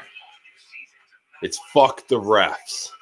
They always They always find a way to screw the Eagles over, and they did it on this play. The Eagles defense did exactly what they had to do, force a turnover. We get the turnover, and the referees take it away because they deemed it forward progress was stopped. No coach can challenge that. Bullshit call. And they just got help to a touchdown to pretty much help them seal up the game unless Doug Peterson can actually call an offensive play, like call plays and score quick. Bullshit. Utter bullshit. I'm pissed the fuck off right now. The referees just. Cleveland's getting so much help. So much help. It's the only way Cleveland can actually have a winning season is by getting help from the referees.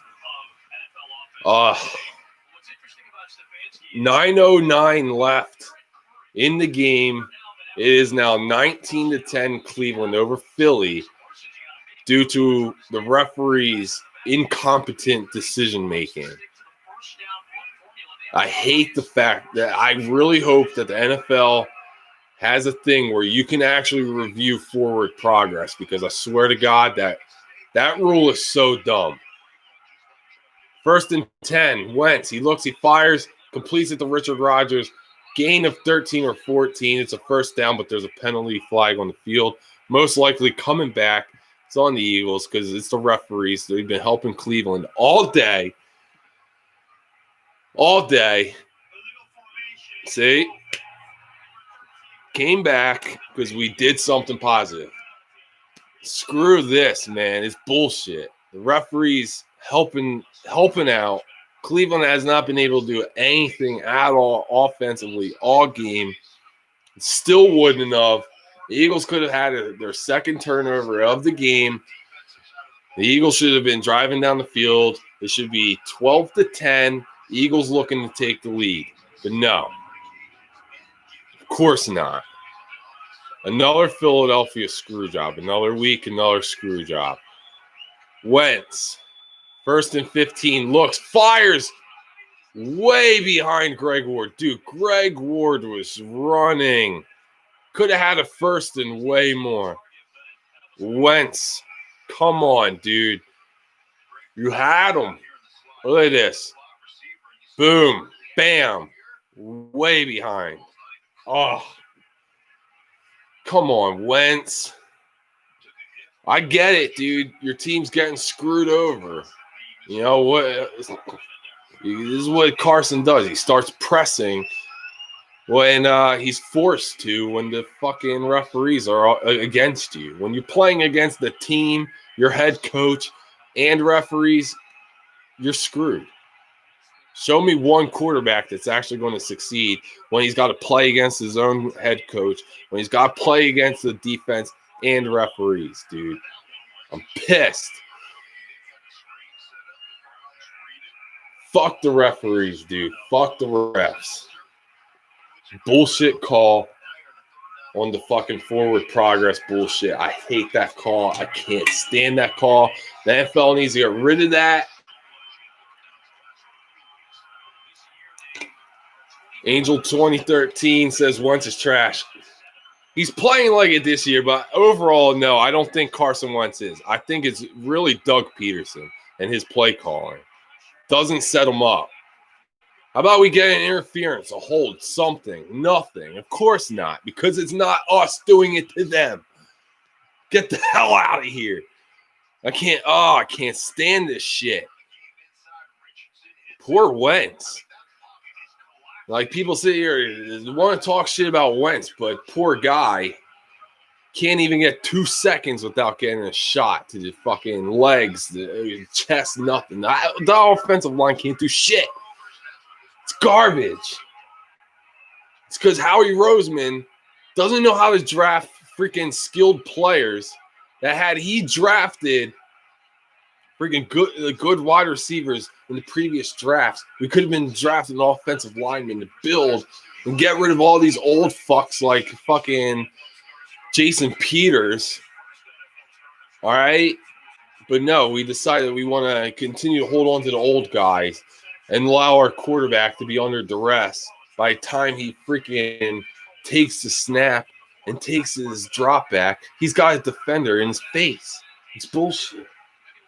Poor Wentz. I feel bad for the guy. People want to throw him under the bus, but they don't want to look at all the other shit around them. His receivers can't even get open. And when they are open, Wentz's timing is off because the fucking offensive line can't block. Or then Wentz puts up points on the board, and then defense gives up big plays and doesn't allow it. So it's not all Wentz. It's mainly Doug, if you ask me. It really is. Doug don't call good plays. I looked at a stat, okay, on plays that Carson Wentz audibles out of the call that Doug plays. He's got 12 touchdowns, no interceptions, over 1,000 yards. His quarterback rating's like a 70-something. But in plays that he doesn't audible out of Doug's play calling, he's got no touchdowns, 12 interceptions, quarterback rating under 60. So let me ask you guys, is it Carson or is it Doug? Because I say it's Doug. You need someone that actually can work around your quarterback skill sets, not completely against his skill set. Like 2017 in our playoff run, Doug goes, "Oh, I was watching film of what makes Nick Foles successful. What makes Foles successful? Why don't you do that with Carson then? Go watch his tape from 2016, 2017, even maybe a little bit of 2018. Whatever worked then, why don't you install that in your offense instead of these stupid plays that don't work?" Doug runs a high school offense because he used to be a high school head coach. It's all he knows how to run is high school plays. He don't know how to run an NFL-style offense. And it shows each and every week. Do you remember Todd Gurley in 2016 before Jeff Fisher was fired? He was sitting there saying how their offense was a high school offense. See, the Eagles players, they're too nice. They won't sit there and say shit like that. But they need to sit there and say shit like that. Because if they don't, Doug won't change it. So maybe the players need to call Doug out and say, "Hey, Doug, do you think maybe you should give up play calling duties to somebody that's actually called plays in the NFL before?" Me personally, because the motherfucker is going to leave the team at the end of the year because he's going to become a head coach or an offensive coordinator somewhere. But I say give Deuce Staley a shot at calling plays, man. Deuce Staley deserves it. Deuce Staley deserved the promotion to offensive coordinator years ago. But they refused to do it. It's because he's a really good running backs coach. Like, I get it. But I don't see why Deuce couldn't do both. Maybe hire somebody as a running backs coach. You know, maybe, I don't know. There's a guy that led the Eagles in rushing and receiving and all that named Brian Westbrook. Maybe you could bring him in as a running backs coach. So Deuce could be your offensive coordinator. But no, we don't want to do that because you want to know why? We're too afraid of change. Doug Peterson is afraid to make changes. He is. It's clear. It's obvious. Every week it's obvious. When you see Jason Peters in your lineup, you sit there and go, "Man, Doug, you're afraid of change, ain't you?" Sorry, but it's true.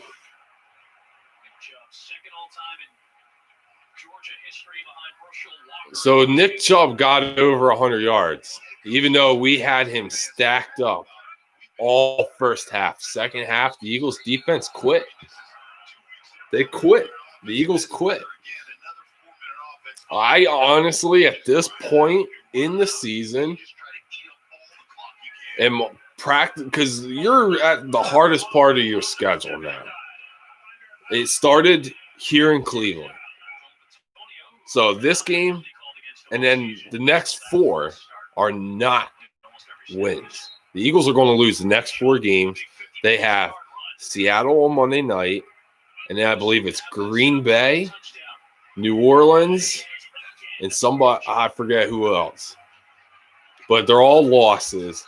And then you finish out the year against Dallas and Washington, 2 teams that you should be able to beat. I think the Eagles will sweep Dallas this year, even with as bad as they're playing.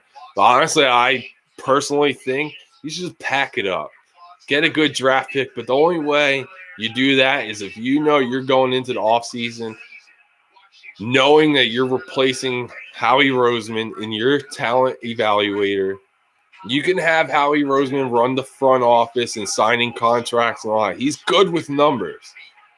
But let me tell you, Howie Roseman cannot draft. Terrible. His first stint as general manager, couldn't draft. Second stint as general manager, can't draft. This is why the Eagles are in the position that they're in each and every year, dudes and dudettes, that they are allowing Howie Roseman to draft players, and he is not a good draft person. DK Metcalf, he skipped over. Look at Metcalf. Beast.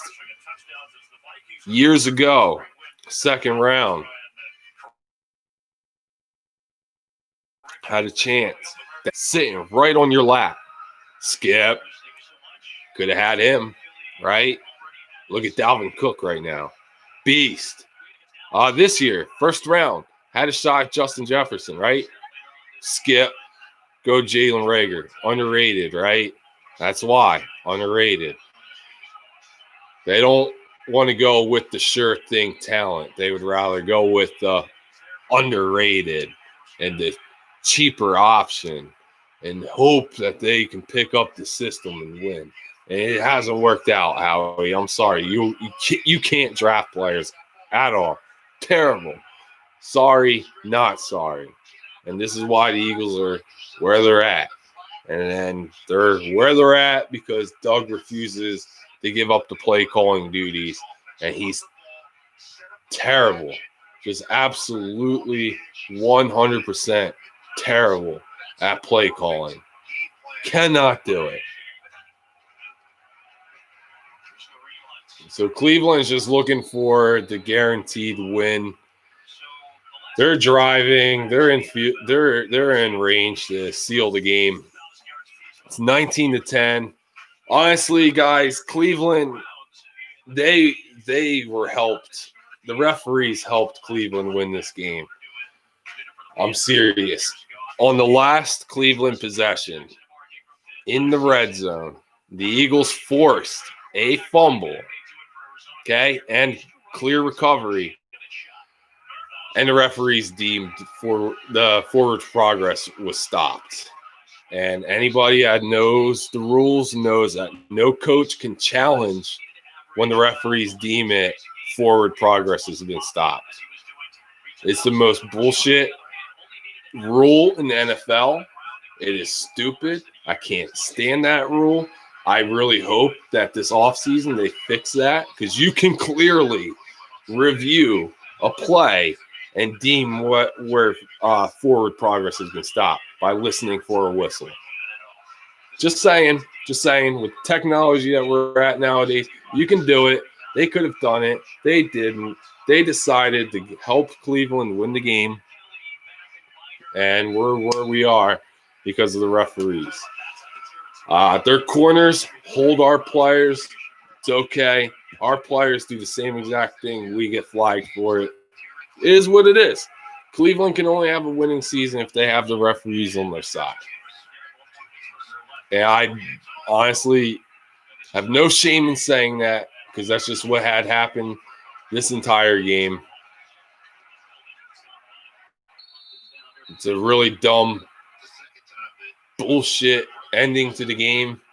The Eagles had it, and the referees just continue to help out. I don't know what else I can say. Again, people want to blame Wentz. Wentz played a pretty clean game other than the one interception, the pick six, which ultimately is coming back to haunt you, But honestly, Wentz played a pretty clean game. He didn't really overthrow anybody. He underthrew a couple balls, but he was just trying to throw the ball where only his receiver can make the play, and when you're being rushed the way that you've been all day, what can you say? And when your fucking head coach decides to stay away from the running game when it's working, and just decides to want to pass, even though you're only down by 5, I don't know, dude. It sucks, man. It sucks when your head coach is stubborn.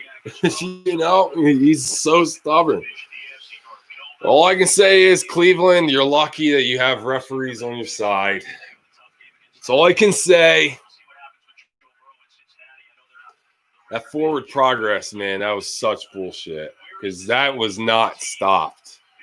The whistle did not blow until the Eagles recovered that ball, and that was bullshit. Referees just didn't want to deal with it. No. Cleveland's going to lose if we give the Eagles the football here. Sorry, Doug. Heaven knows, says Go Browns, Cleveland rocks. Gotta say, man, the referees really helped you in this game. Alshon Jeffrey running a fucking little middle route was held the whole way across the field, and the referees didn't call it. Blatant, obvious, watched it the whole fucking play.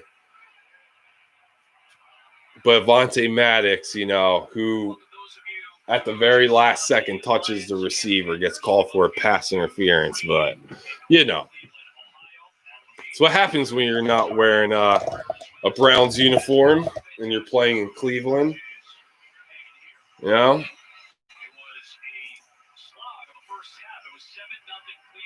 all right. Cleveland, I'm sorry to say it, but even if they did make the playoffs, they would probably have to play like Pittsburgh or something. They'd get smacked. And Doug didn't run the ball enough, dude. It's stupid. And he's going to say, yeah, I did. We were running the ball more than we were passing. It's like, yeah, in the first quarter, maybe a little bit in the second quarter, but then by the end of the second quarter, you start getting pass happy. And you can't do that. Carson cannot throw these out routes, man. All year, he has not been able to throw a good out route. He has thrown a pick six. The last time, I was asking earlier, when was the last time we saw a pick six? Week 1, right? Against the Washington no-names. So 2nd and 10. The game is over. It's 22-10. The Eagles are trying to just get some kind of positive something. I don't even know. Can only hope that Doug would call some kind of good plays, but Doug's terrible, dude. Doug can't do it on his own. Doug can do it if he has an offensive coordinator, but Doug can't do it on his own. I'm sorry. He can't design the plays and call plays. I'm sorry. He's just not good at it at all, man. If I'm Carson Wentz, whatever play call Doug calls, I'm audibling in, you know what I mean? I'm going to audible. That should have been a catchable ball.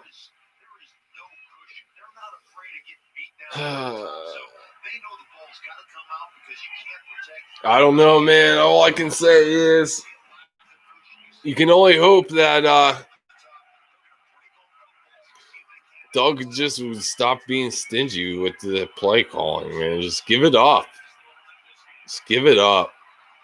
Through 11 weeks, your offense has struggled.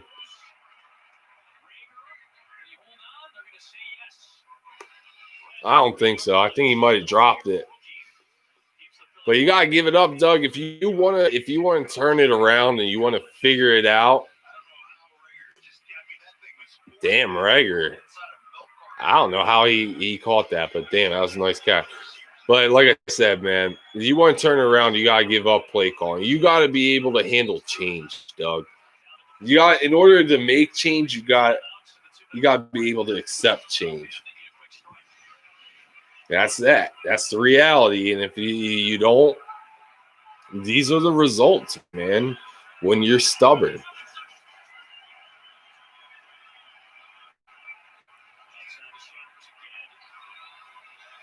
I can't stand that, Doug expects just things to change when he doesn't do it himself.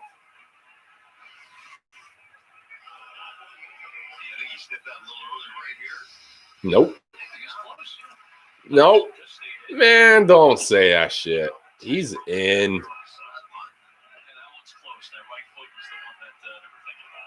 He's in. Come on, man. It's not like they're going to win anyway. I mean, you helped Cleveland all day.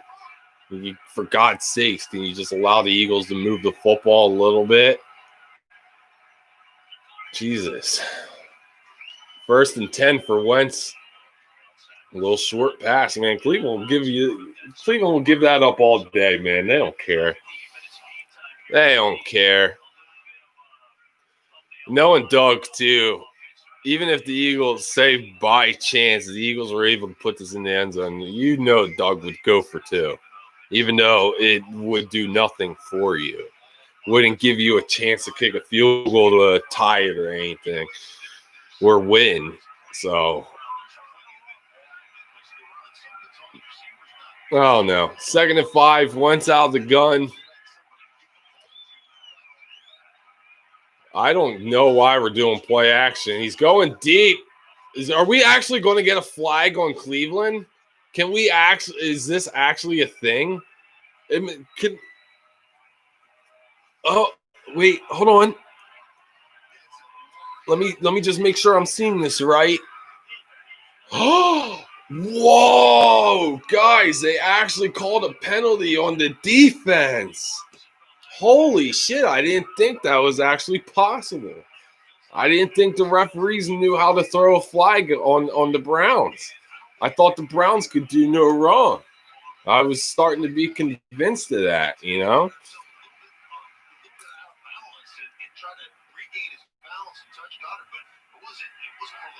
Oh, boy.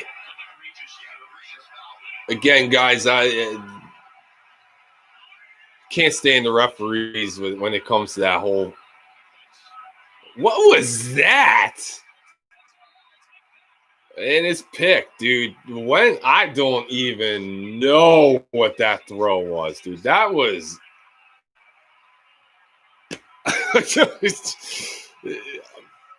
I don't know what Doug was calling there. I don't know what this was. What was it? I don't even know what Wentz was looking. I think Wentz was trying to get an interference because he was being held. How about that, dude? He pushed him back. Oh, Lord. Oh, my God. That was, oh, my God. The referees, the officiating, the play calling, it is all shit, dude. There was a hold the whole way through, and as they were doing a jump ball, oh my God. The NFL needs to do something about their referees, bros. And they got a problem. Their officiating is shit.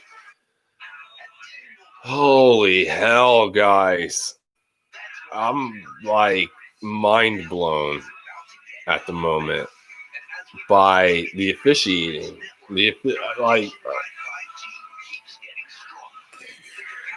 Cleveland has done absolutely nothing all day And then the referee started to help them out.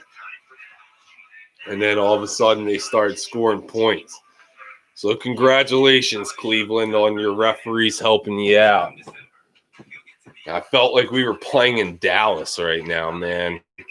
Like Cleveland can do no wrong. No wrong.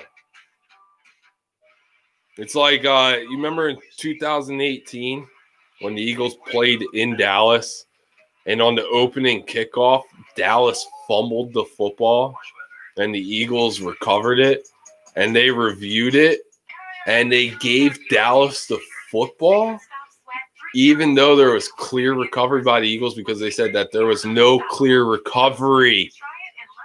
Dude, if you have Joe Buck and Troy Aikman calling a Dallas game and they're both sitting there saying that there was clear recovery by the Eagles, then guess what, dude? There was clear recovery by the Eagles. Sorry. If you have Joe Buck and Troy Aikman sitting in the booth questioning the officials, then you know the officials are bad. Just saying. Just saying. And that's what this reminds me right here. That same thing. Fumble, clear recovery, and then no. Forward progress has been stopped, folks. So Doug can't challenge. So we got screwed. We took the momentum away from Cleveland, and the referees handed it. No. Here you go. Sorry, Cleveland. No.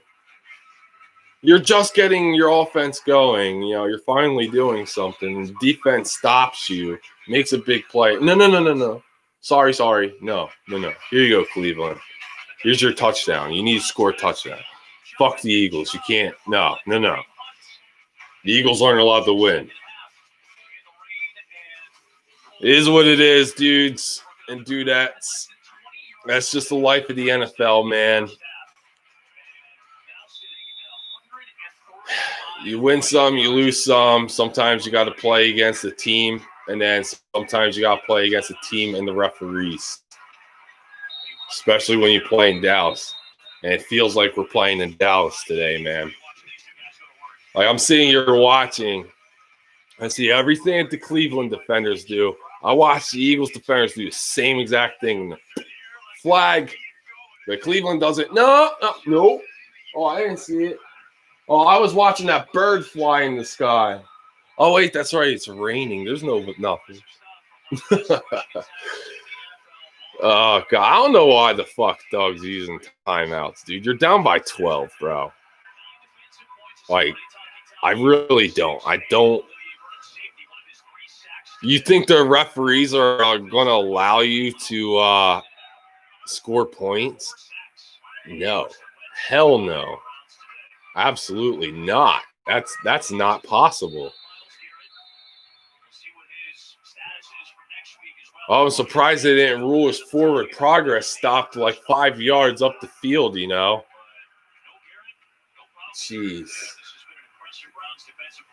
Referees in the NFL are a joke. FTR, baby. Fuck the refs. Fuck the refs. Always fucking us over, man. Cleveland could not move the football all day. And then the referees start helping them out. The Eagles make a stop. Not flag on the defense. Oh, there's a hold. Then you go and watch Cleveland. Alshon Jeffrey's running a middle route, being held the whole way across the field. No flag. Dallas Goedert will do a streak. You're watching the jersey being pulled. You can watch it clear as day. No flag. Bullshit. Stupid. Fucking stupid. And Doug. Fucking Doug. Don't even get me started on Doug. Look at the Eagles' remaining games. Dallas has one hard game left, and that is Baltimore. New York has a pretty hard schedule. We have a really hard schedule. Washington's schedule's like got some easy mixed in with some hard. So Dallas honestly has the easiest finish to the season. Like, they only have one opponent above 500 the rest of the game. Year. That's it. They'll lose it. And then who the hell knows? I still think the Eagles can beat the Cowboys. I do. Even with Doug's shit play calling. I don't know, man. So the Eagles are going to drop to 3-6-1, which is, oh my God, dude. I'm just, my mind is just blown that Doug Peterson doesn't want to make changes. I swear it's like he gave up on the year. Nice run by Goddard, man. Dude, Goddard just lowered his shoulder, runs over Denzel Ward, and then the linebacker runs over Dallas Goedert. You see 2 big shots on this one. One from Goddard to Ward, and then Wilson blasts Goddard. Yeah, Goddard's like, I want some kind of that more points to make it look like a more respectable game than what it was. Before the referees took over the game.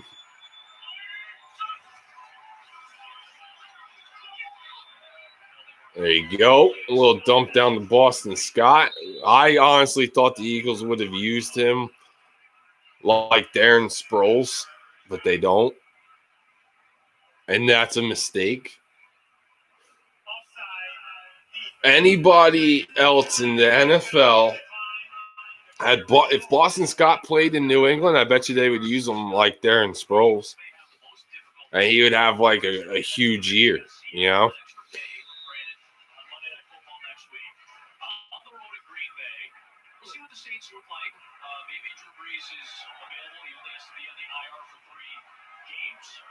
We'll see, man, if the Eagles can put any kind of points up.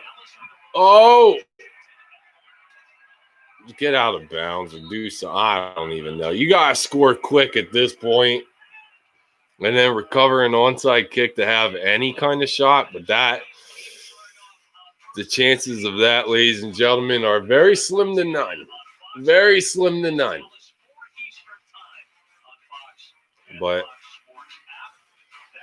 we'll see. Like I said, the Eagles' next game, I believe, Monday night against Seattle. I think it's in Philly. I think.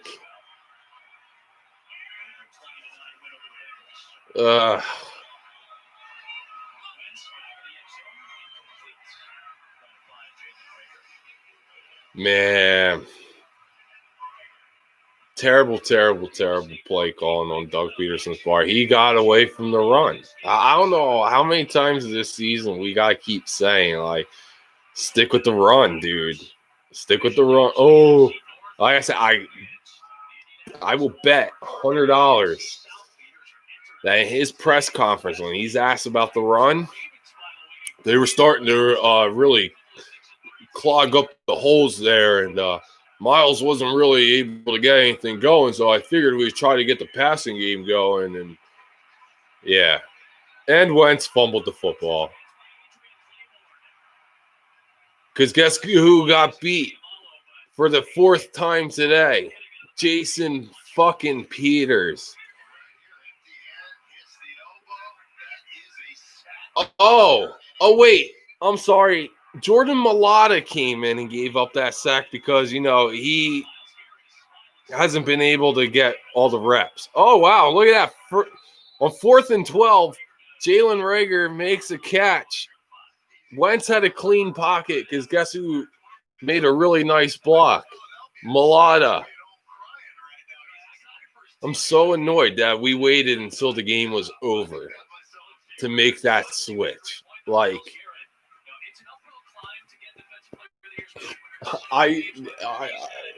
my head hurts every week because I'm like, Doug, what the fuck, dude? You wait until it's way too late to make a change, and it's frustrating. Just run.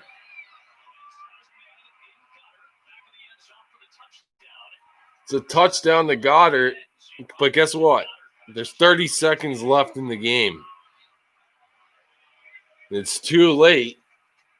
I love that Mulata's in the game, though, but my question to Doug is, why did you wait until the game was out of reach to make that decision? Like, that was so stupid.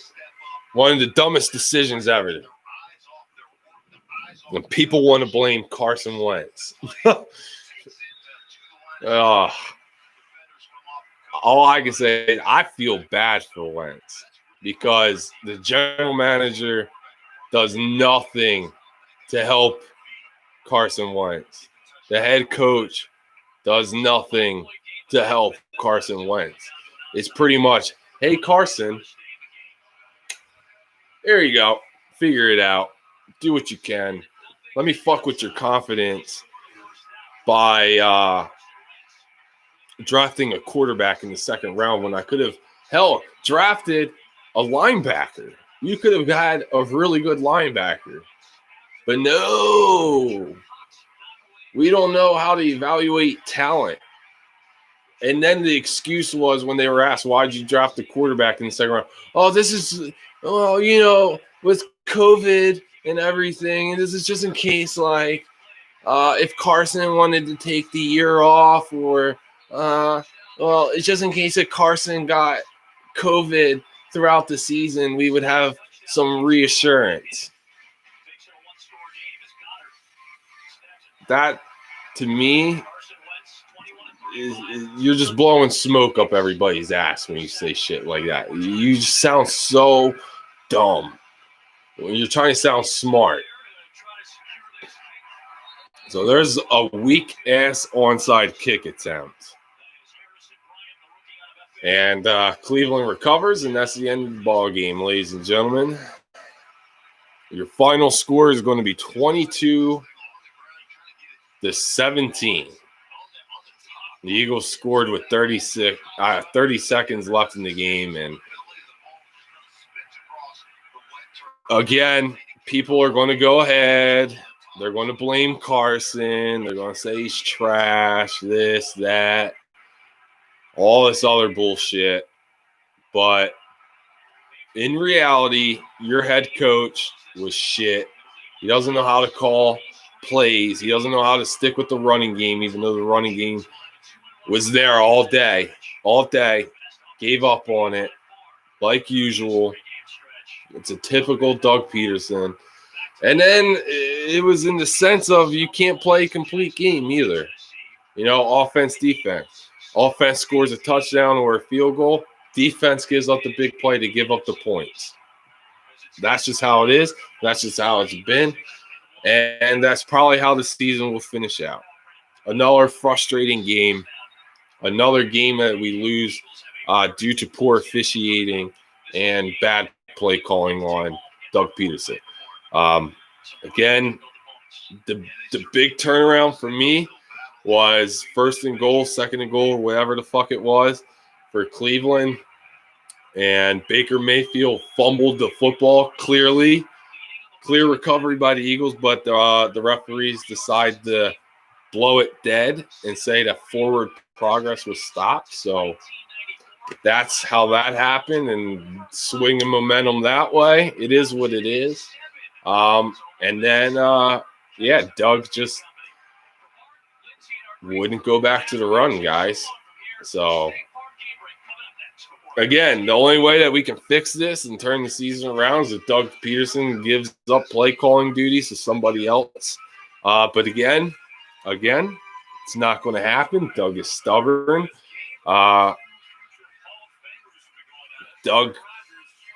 Doug's ruining this team, honestly. And I know people are going to sit there and say, no, Carson is. But it's not Carson. It's Doug. Proof in the pudding right here, okay? Jason Peters, all game, getting burned, beat, buried, all day. But Doug Peterson waits until he's down 22-10 to make a change when there's only like 2 minutes left in the game, and you're going to make a change then? For who and for what? At that point, let your guy get fucking massacred. You know, let Carson just get obliterated. You ain't going to win, you know, because you just allow Jason Peters to be the old man that he is. So it is what it is, and it looks like the Ravens just suffered a really tough loss, man. They had full control of that game the whole entire game, and they lost in overtime to Tennessee. Damn, that sucks. That sucks. But at least, you know, you have an offensive coordinator that knows how to call plays and get you, get the ball rolling, you know. As we have no offensive coordinator, we're stuck with a head coach that's stubborn, that don't know how to run the football and don't know how to call a play that benefits his quarterback. It is what it is, you know. I just don't know what to say other than get an offensive coordinator, run the football, and get your shit together, dog. It's the only way you're turning this season around. Other than that, you might as well just pack it up and get a good draft pick as long as Howie Roseman is not picking for you. Because clearly, whoever's making these picks for the Eagles don't know what the fuck they're doing. Don't know what they're doing. But with that being said, guys, I do appreciate every single one of you for joining up. Anybody that is new, I saw lots of new faces today. I appreciate everybody for stopping in. Please hit the subscribe button, hit the notification bell. I'll let you know each and every time we go live. We do this every Sunday, live reactions. I don't care how bad my team is, whether Doug's going to make me pull my hair out. I don't care. I'm here. I put on the entertainment for you guys, and that's what it's all about, is making sure you guys are entertained at all times. Part 1 of our doubleheader done. Part 2 in a little bit.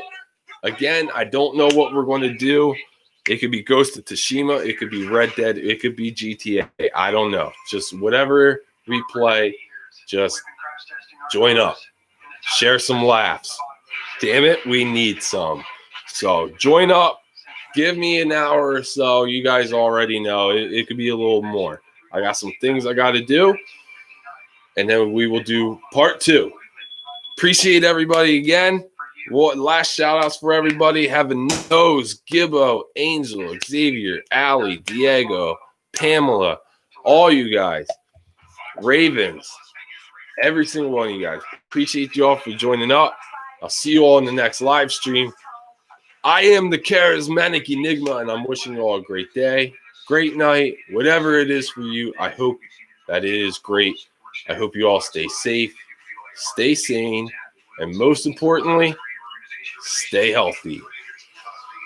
All right, guys, I'll catch you all in the next live stream later on tonight. I'll see you all then, and as always, Cero Miedo.